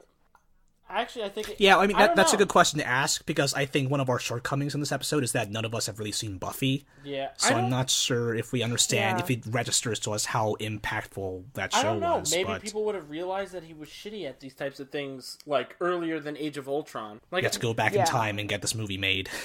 Yeah, like, I don't know. Yeah, it could have bombed his career. Like, I mean, he probably would have, I think Age of Ultron, I mean, like, there was obviously examples of it before Age of Ultron, but I think Age of Ultron, it clicked for a lot more people that, like, oh, this isn't good. This is not healthy writing. This is, like, and then you kind of recontextualize all of his other work and realize... So you're saying people in 2007 would say that? I think it might have clicked sooner for him. I don't think it would have been this cultural thing where, like, people would have culturally realized it as a problem, but I think with Joss Whedon specifically, because of the people that are specifically following him, it would have changed. But that's me being optimistic. We can't go back in time and fix it. I think it would delay it by a few years. Like, if people found out in 2015 when Age of Ultron came out, I think people would have found out in 2012 when Avengers came out. Like, I think it would delay by a few years. Like, it's inevitable. I think it would have been inevitable, but it would have sort of expedited it. Like, you would have found out sooner that he was a... Oh, okay. Okay. All right. 2 things I want to bring up. 2 points on this little document that we have here. Number 1, and these both have to do with each other. Number 1 is what does being canceled mean to your eyes? Because we've been using that term a lot. This person is canceled, in the past couple of years. But he might be canceled in our eyes. Like, if we go in our own social media spheres and our own peers, no one will like him. But when you talk to, say, a wider audience, people who don't really care about what he wrote in 2007, people who've never heard of any of this before. The example I gave is that, my dad was kind of like, oh, you know what, Baby It's Cold Outside is not a creepy thing whatsoever. I don't understand what's wrong with people. And tying into that, but the second thing I wanted to bring up, what is feminism back then, let's say circa 2007, or even in the 90s, versus what is feminism now? Because Anthony, you're trying to say here that if people knew about this stuff, if this was on the big screen 10 years ago, people might feel about him differently. But my question is, would they? Because I feel like being, and I hate overusing the word woke, but I feel like there was a different standard at that time, even 10 years ago. I think 10 years ago is different than you have your J.K. Rowling. There was a meme I saw that was J.K. Rowling and Josh Whedon and then someone else are just they're 90s, and I'm putting this in air quotes, progressive, where they're seen as being cool and hip, but actually you have J.K. Rowling being a TERF, and and Josh Whedon saying very transphobic shit, with his sexist womb theory, and I think that's being the bare minimum was needed in not needed, but was shown in the 90s, and that was good enough for people. I think in 2007, I think the backlash would have been there, but it wouldn't have been as big, in the sense that in 2015 we were more aware of all of the wrongs, where in 2007 we would have been aware of some of them. Does that make sense? People will be blogging about it on LiveJournal or Blogspot, but it wouldn't have found it was Twitter was not as big back then. It was introduced, I think, back then, but now that we've sort of lived through it more, now we're realizing, okay, we want more. We've had enough of this shitty portrayals. Tropic Thunder came out in 2008. Tropic Thunder could not be made today. Yeah. And Tropic Thunder was, and I actually I haven't watched it in a while, but every time I think about Tropic Thunder, I think, oh, that's a good movie. That's enjoyable. And that has a lot of problematic shit in it. And I think it's part of just a understanding and awareness of the culture, because I found articles from 2008 talking about why it was bad, but it wasn't that wide of an audience, but I think people would have been more aware of it earlier on. But it depends on the culture and the system of control. I don't know.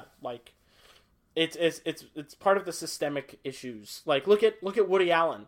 We've known that Woody Allen has been shitty. I don't want to look at Woody Allen. But we've known Woody Allen has been garbage for a long time, and I don't even say now people are saying Woody Allen's garbage. Nationally, it's people are saying he's garbage when it's we should have been saying it 10 years ago. Same thing with R. Kelly. Now you're realizing R. Kelly's bad. R. Kelly was bad when the Boondocks covered it. Well, I want to refute. I want to refute that a little bit, because yes, these people are problematic, but the problem is so we're realizing that they're problematic.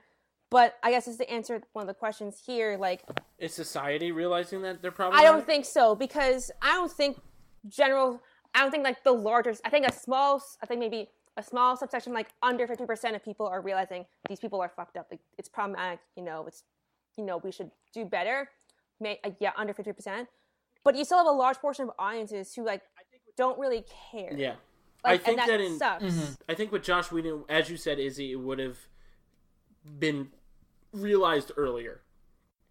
Not in 2007, but it would have been realized earlier. Yeah. Can I get Jen in this conversation? I just want to know what say you? Do you concur, disagree with anything that's been said here? Yeah, it's one of those things where the Bill Cosby stuff, it wasn't really investigated as thoroughly until Hannibal Buress had that whole stand-up bit about him being a rapist, and Everyone was like, it's one like what? yeah, it's definitely one of those things where some of these people we already know are like this, and they're talked about in that way, but it takes a celebrity saying something, or in R. Kelly's case, a 5-part documentary before the police actually does anything about it. Yeah. It's interesting kind of seeing the fallout from the whole Weinstein thing, because everyone is kind of debating on, where is the line drawn? So is Kevin Spacey comparable to Aziz Ansari? What does being canceled mean? Like, where does James Gunn fit in that? And I guess my question is, like, where does Joss Whedon fit in that? Because we four in this call, we know that, like, Joss Whedon is, like, not a cool dude. He has very bad opinions, and that will be affecting the art that he touches, and that art will affect people's mindsets. That will have a negative impact in some way. But he is not Kevin Spacey level. Like, he's not in court right now. He didn't, we had this discussion internally, but the counterpoint to Joss Whedon's infidelity was that, it was like this, he had affairs, yes, but they were consensual. But the real problem stemming from all that was the power dynamic. Mm-hmm. Yes. Like, he is the boss man, and dear God, reading that quote out loud of, like, him, like, it's like I have a disease. It's like they're all over me, and it was just such this strange thing to read, and I just don't buy that at all. And I don't think it would be, even though they might have been consensual relationships, like, I would not be surprised if it sounded like he displayed some sort of, like, a lot of predatory behavior on set in the workplace. Mm-hmm. Yeah, he strikes me as someone who often acts out, but then self-flagellates about it later. Like, that quote is very much oh, woe is me, I'm a monster, but also nowhere in that does it sound like he has any plans to change or anything like that. He casts himself as a fallen victim for doing a shitty thing to someone else. That sounds like a plot of, like, not a plot, but, like, the themes of all of his characters. Yeah, a little. What is it with shitty men and writing characters that are literally shitty versions of themselves? There's a lot of that. There's, like, a lot of that. Like, a lot. Yeah. Is Joss Whedon modern day nerdy Woody Allen? So here's the thing. No, he's not. He is not Woody Allen. Sure. Woody Allen is.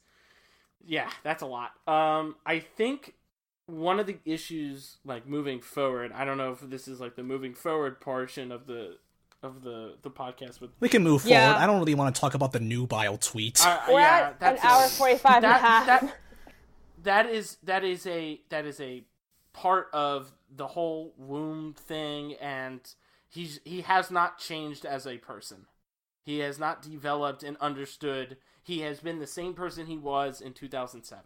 And I'm picking out 2007 because that was the year, but, like, that's that's the year I picked. But I think the best thing that we as viewers of media and content can do to a shithead like Joss Whedon is to take away his power. And some people will say that that's through shame, but I think the best way to take away his power is to put him into irrelevancy. Where the man almost made a Batgirl movie. Yeah, and I think... Can you believe what that would have been? Yeah, I think to push him into irrelevancy is the best way for people like that to not be in our culture anymore. Because no matter, like, people who have that amount of power will always try to find ways to capitalize on any amount of anything that they have and any amount of culture that exists connected to them. So, yeah, Josh, like, I bring up Louis C.K. because, like, you have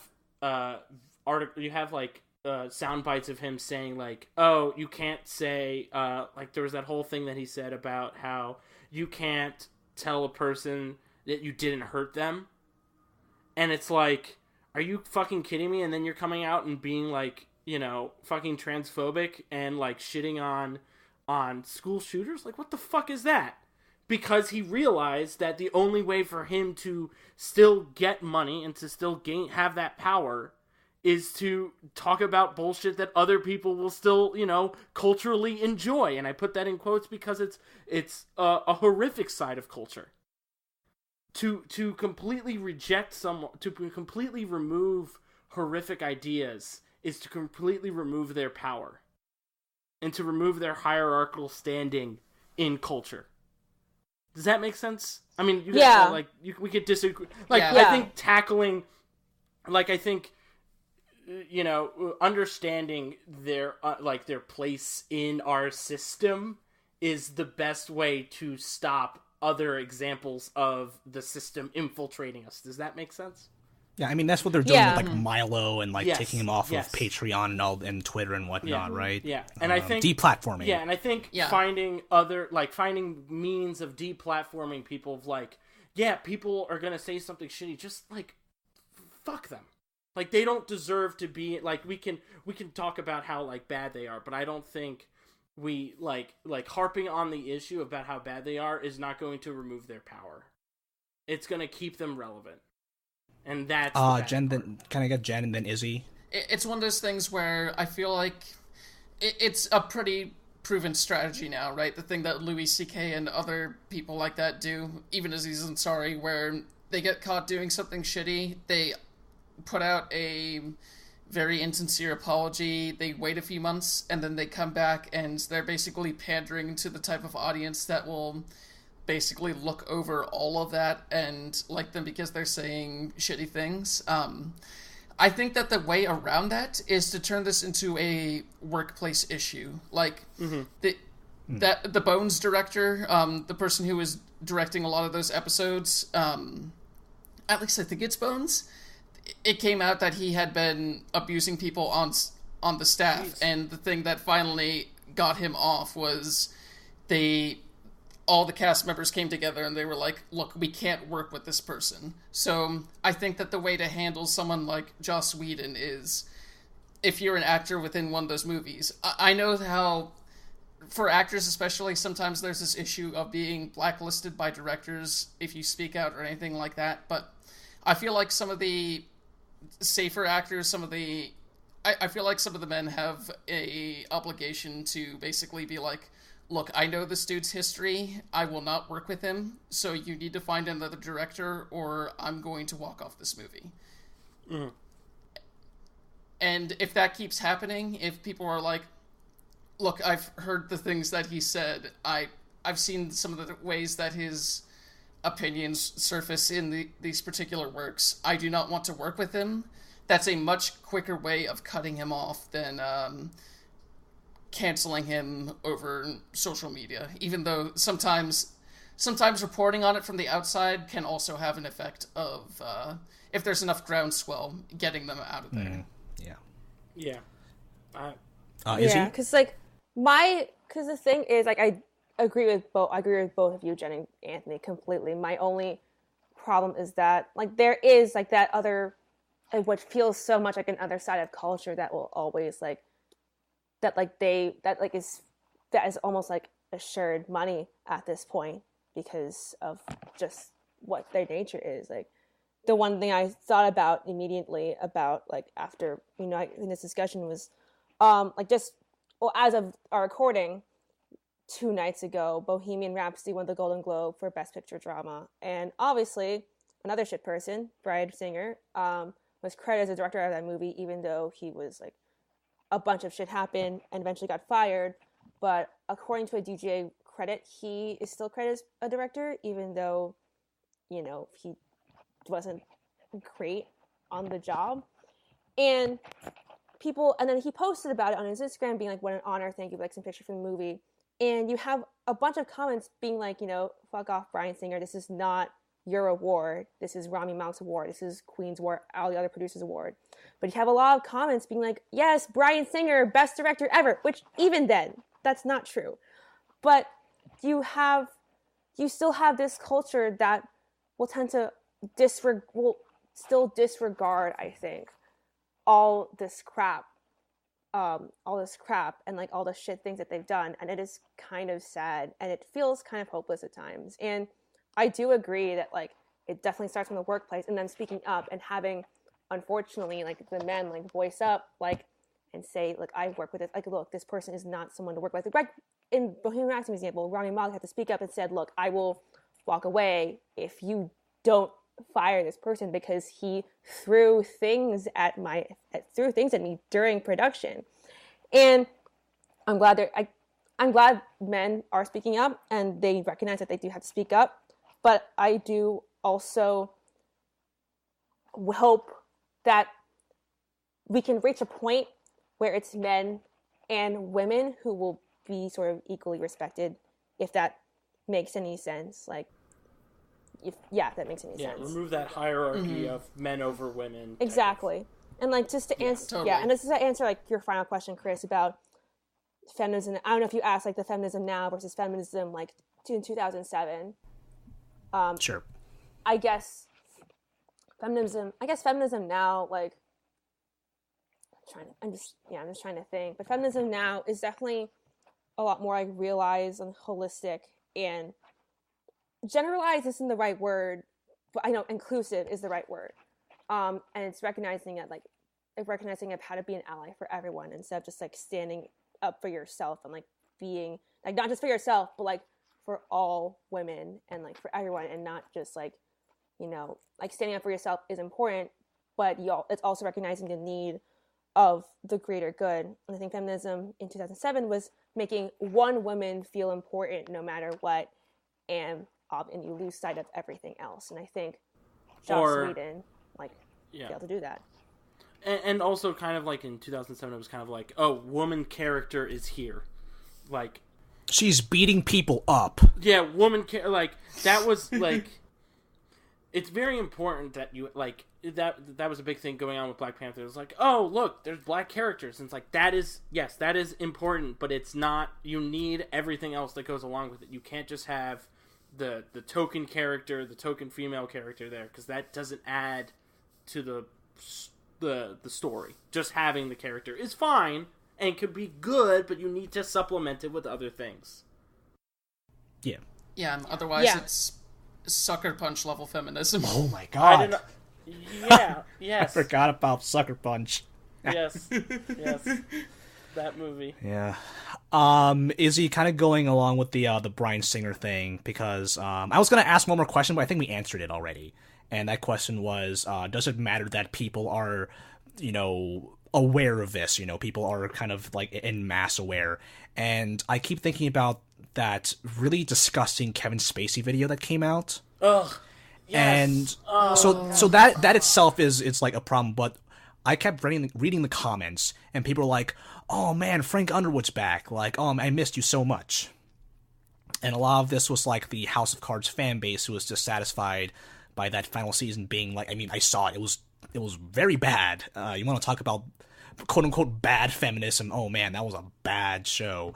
But there are, I mean, a lot of fans, like probably not within our circles, they will probably care more about, you know, they're about separating the artist from the art, or whatever the hell that means anymore. Even though, like, Woody Allen's, like, we were talking about Woody Allen, how he as a person is reflected in his art, and his art is creepy, but people are like, oh man, I love Manhattan, I love Annie Hall, so-and-so. Death of the Author. What's that? I'm just screaming Death of the Author. Okay. Yeah. So I don't really know. Deplatforming sounds great. I think that would work because we have seen that happen on like a lot of fringe figures, and you know, I think like Milo is literally begging for money at this point. But it just seems like it's a little bit of an uphill battle because there are still those people, and you know, I'm always wary of, like, invalidating people's feelings. Like, I don't want to, like, go to some Firefly fan gathering, you're all Confederates and all that stuff. I don't want to, like, go on, like, some crusade like that, but, well, yeah, what are you about to say? Yeah, that's like call-out culture. You don't need to do that. You don't like you. It's the system, not like, yes, the individual, but it's also the system as a whole. And tackling, like, if actors tackle the system as well as us tackle the system, then we don't have to worry about, like, it's irrelevancy, like, in that sense. Like, watching Joss Whedon movies now, or, like, I had a good example for this. Okay, so, like, attacking Ellie Fisher for congratulating Rami Malek and, like, the rest of the cast and crew of Bohemian Rhapsody. Like, that doesn't make any sense. Why are we yelling at her because of something that an individual did that obviously she wasn't congratulating him about? I don't know. I'll go into this more, but, like, sorry, Chris. I'm going off on, like, thousands of tangents. Sure. No, yeah. I mean, I kind of needed you to say that because I wasn't really sure. Yeah, I don't think yelling at I don't think necessarily yelling at the fans is going to change the system. I think it's just gonna it doesn't do anything. The people are still going. The Joss Whedon is still going to be making money regardless of whether I'm yelling at fans, because there will still be fans out there who will still want to go see it or still want to consume the content. There are some cases where, yeah, it works. I think there's severe levels of nuance that need to be involved, but I don't think, like if three of you liked a specific piece of content, I'm not going to say shame on you for doing that, because I don't think that necessarily works, depending upon the situation, depending upon the thing. It's just all context. Mm-hmm. Yeah, totally. And it's one of those unfortunate things where sometimes you'll just be criticizing the thing and people will take that as an attack on them sometimes. But yeah, it's much more constructive to talk about the thing itself and the things that it does wrong and what you'd like it to do Mm-hmm. better, or yeah, just talking about it from that angle instead of being like, oh, all these people who like this are terrible, because we all have a few things that more than a few things really that we really like that we would have trouble defending sometimes, but yeah. I was just going back to, like, the hyperbolic thing that you brought up, Chris. But, like, then you also have to think about, who does that serve? Does that serve yourself to be like, oh, I am better than all of you for not consuming the content and telling you all that you are bad for consuming the content? And that also is bad because you're creating a level of moral goodness that, you know, yeah, but, like, it just seems like, you know, you're creating another level of hierarchy that doesn't need to exist. And you're doing it more for selfish reasons than for fixing the system. And I think that just comes down to, like, how we converse with people on the internet, because the internet is a crazy, crazy place with a lot of differing ideas, and it can be very scary at times. And I think it's like a marketplace of ideas. God damn it. Fuck. You know, the marketplace of ideas is bad because markets are scary. Oh, God. Yeah, I think that, you know, like, if we were to, like, yelling at Elsie Fisher is not going to fix the problem of Bryan Singer being in movies. I think the problem is, like Me Too was a very significant systemic, like, paradigm realization. Like these people are existing in our culture. We need to change that. That's huge. And that comes from, you know, constant conversation and constant, you know, being allowed to have, you know, women speak about the problems and realize how it's systemic. And it's not just Harvey Weinstein. It is hundreds of other people. So more things like this blog from his ex-wife. Yeah. It's like, it's a piece of information that is part of all of the other things for Joss Whedon, but Joss Whedon is also a part of the general sexist, you know, bullshit that exists. Your Joss Whedons and your Woody Allens. There's a reason why it's a plural and not just the individuals. There's multiples of them, and, you know, trying to tackle them all by just tackling one is not going to solve the rest of them. Especially when he has like a whole network of exactly Whedonites who like will go to his house and shoot a movie. Yeah, and I think yeah, I mean, like, you know, a lot of my understanding of this has changed significantly in the past few months because of anxiety that I get from the internet a lot, and how I deal with, you know, like seeing people like not necessarily seeing people I care about on the internet getting attacked, but just understanding how the internet can become very toxic just for the individual, even if, like, you know, you agree with what everyone is saying. It can be very annoying and just yeah, it's just I don't want to like just not wanting to deal with it. And yeah, that's totally fair. Yeah, and like there's ways to be constructive, but like also, you know, punch Nazis. Like I think there's like nuanced situations where you can, like, you know, say like, hey, their content is not good for X, Y, and Z reasons, and they'll be able to understand that, and then we don't have to, like, dogpiling in a lot of cases can be not beneficial and doesn't fix the system. That's it. I'm done. Yeah, it's one of those things where I feel like hindsight is 20/20 on this sometimes, and before that letter from his wife came out,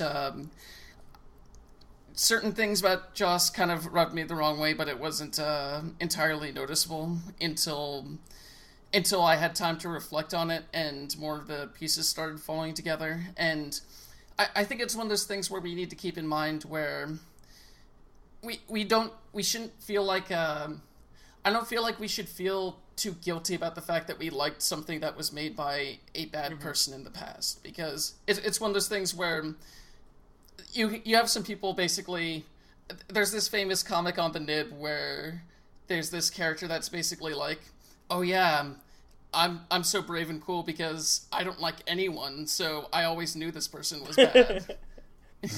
And it's that situation of, I feel like one way we could approach this sort of thing is kind of distance ourselves from all works and be prepared for something like this to happen. Kill your idols? But, let's not have crazy parasocial relationships? Sorry for cutting you off. No worries.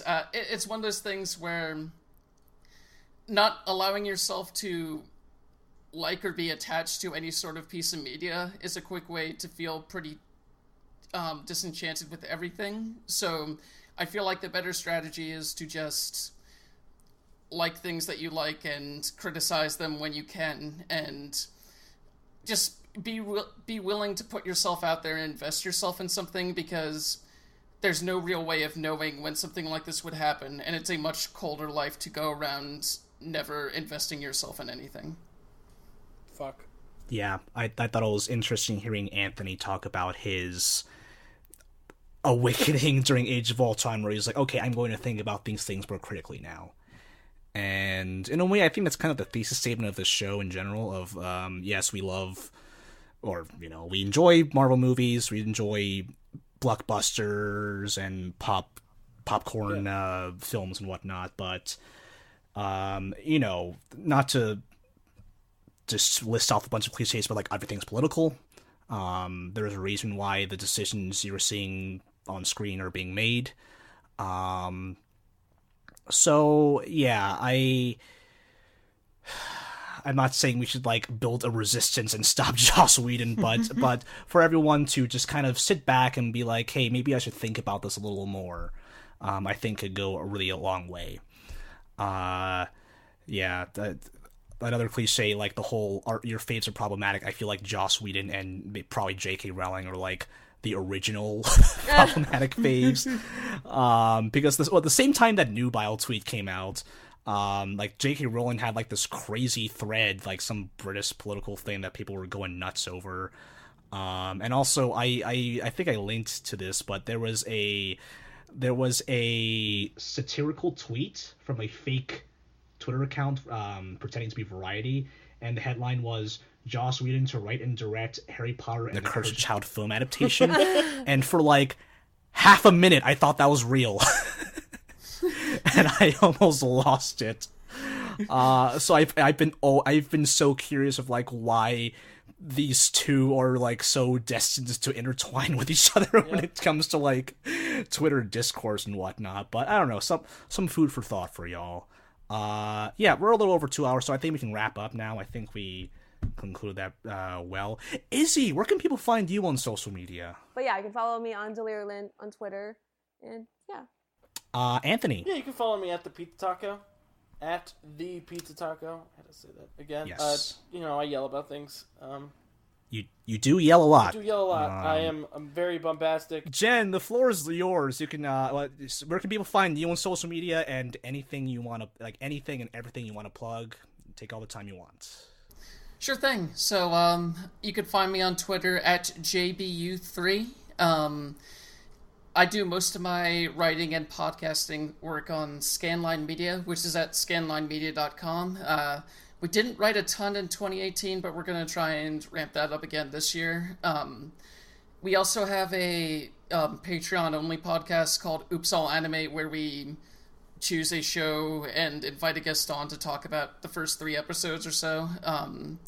And that's basically patreon.com/scanlinemedia. And my other big project is Novel Not New, a True End podcast, where I work with M from Abnormal Mapping and my friend Six, and we talk about... We basically treat it like a book club, but for visual novels. We'll choose one every month, play through it, and discuss it, read... listener mail and things like that, and you can find that at readinggames.online. Cool. Yeah, thanks so much for enduring this whole thing with us. No, I really appreciate it. Podcast networking, right? For sure. Yeah. You can subscribe to AP Marvel. We are on Apple, Google, Spotify. You can even subscribe to our YouTube channel if for some reason you listen to podcasts on YouTube. Be sure to leave us a review, leave us a comment, even if it's a bad one, because that means people are listening to us. Yeah, no, people have said things about us. They've mentioned us by name, and they have opinions. You can give to our Patreon. A few plugs for that. We did an off-topic Patreon exclusive episode about Aquaman, which Anthony led. Thomas Rasmussen's that episode, and we talked a lot about what the hell was his character arc in that freaking movie. There was none. The whole movie was ridiculous. I don't know why that exists. Okay. Oh god. Now you don't have to listen to the episode anymore, I guess. Yeah. You have to listen to it now. You have to become a patron. Listen to my content. Consume it. I am an influencer. I have Alrighty power.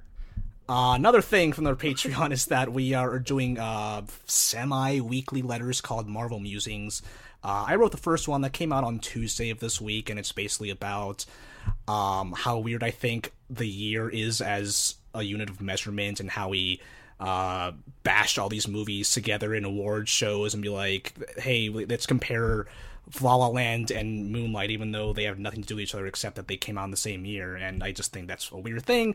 And also the main thing about the thing I'm excited about in 2019 is that my favorite movie or video game are they're probably not things I've even heard of. So just the whole excitement of the unknown. So if you want to read that, any patron can read that letter. We have a Medium blog, which basically collects all of our podcast episodes and essays. We're trying to figure out how we're going to do pitches in the future, but I think we have a previous guest on the show who might write something up for us. So be on the lookout for good Marvel discourse. We have a public Discord. The link's in the show notes. Thanks to Charles Villanova for the graphics. Thanks to Steve Motter for the music. Since we're in the marketplace of ideas, I'm going to crack open a cold one and chill for the rest of the night. Yeah. Goodbye, everyone.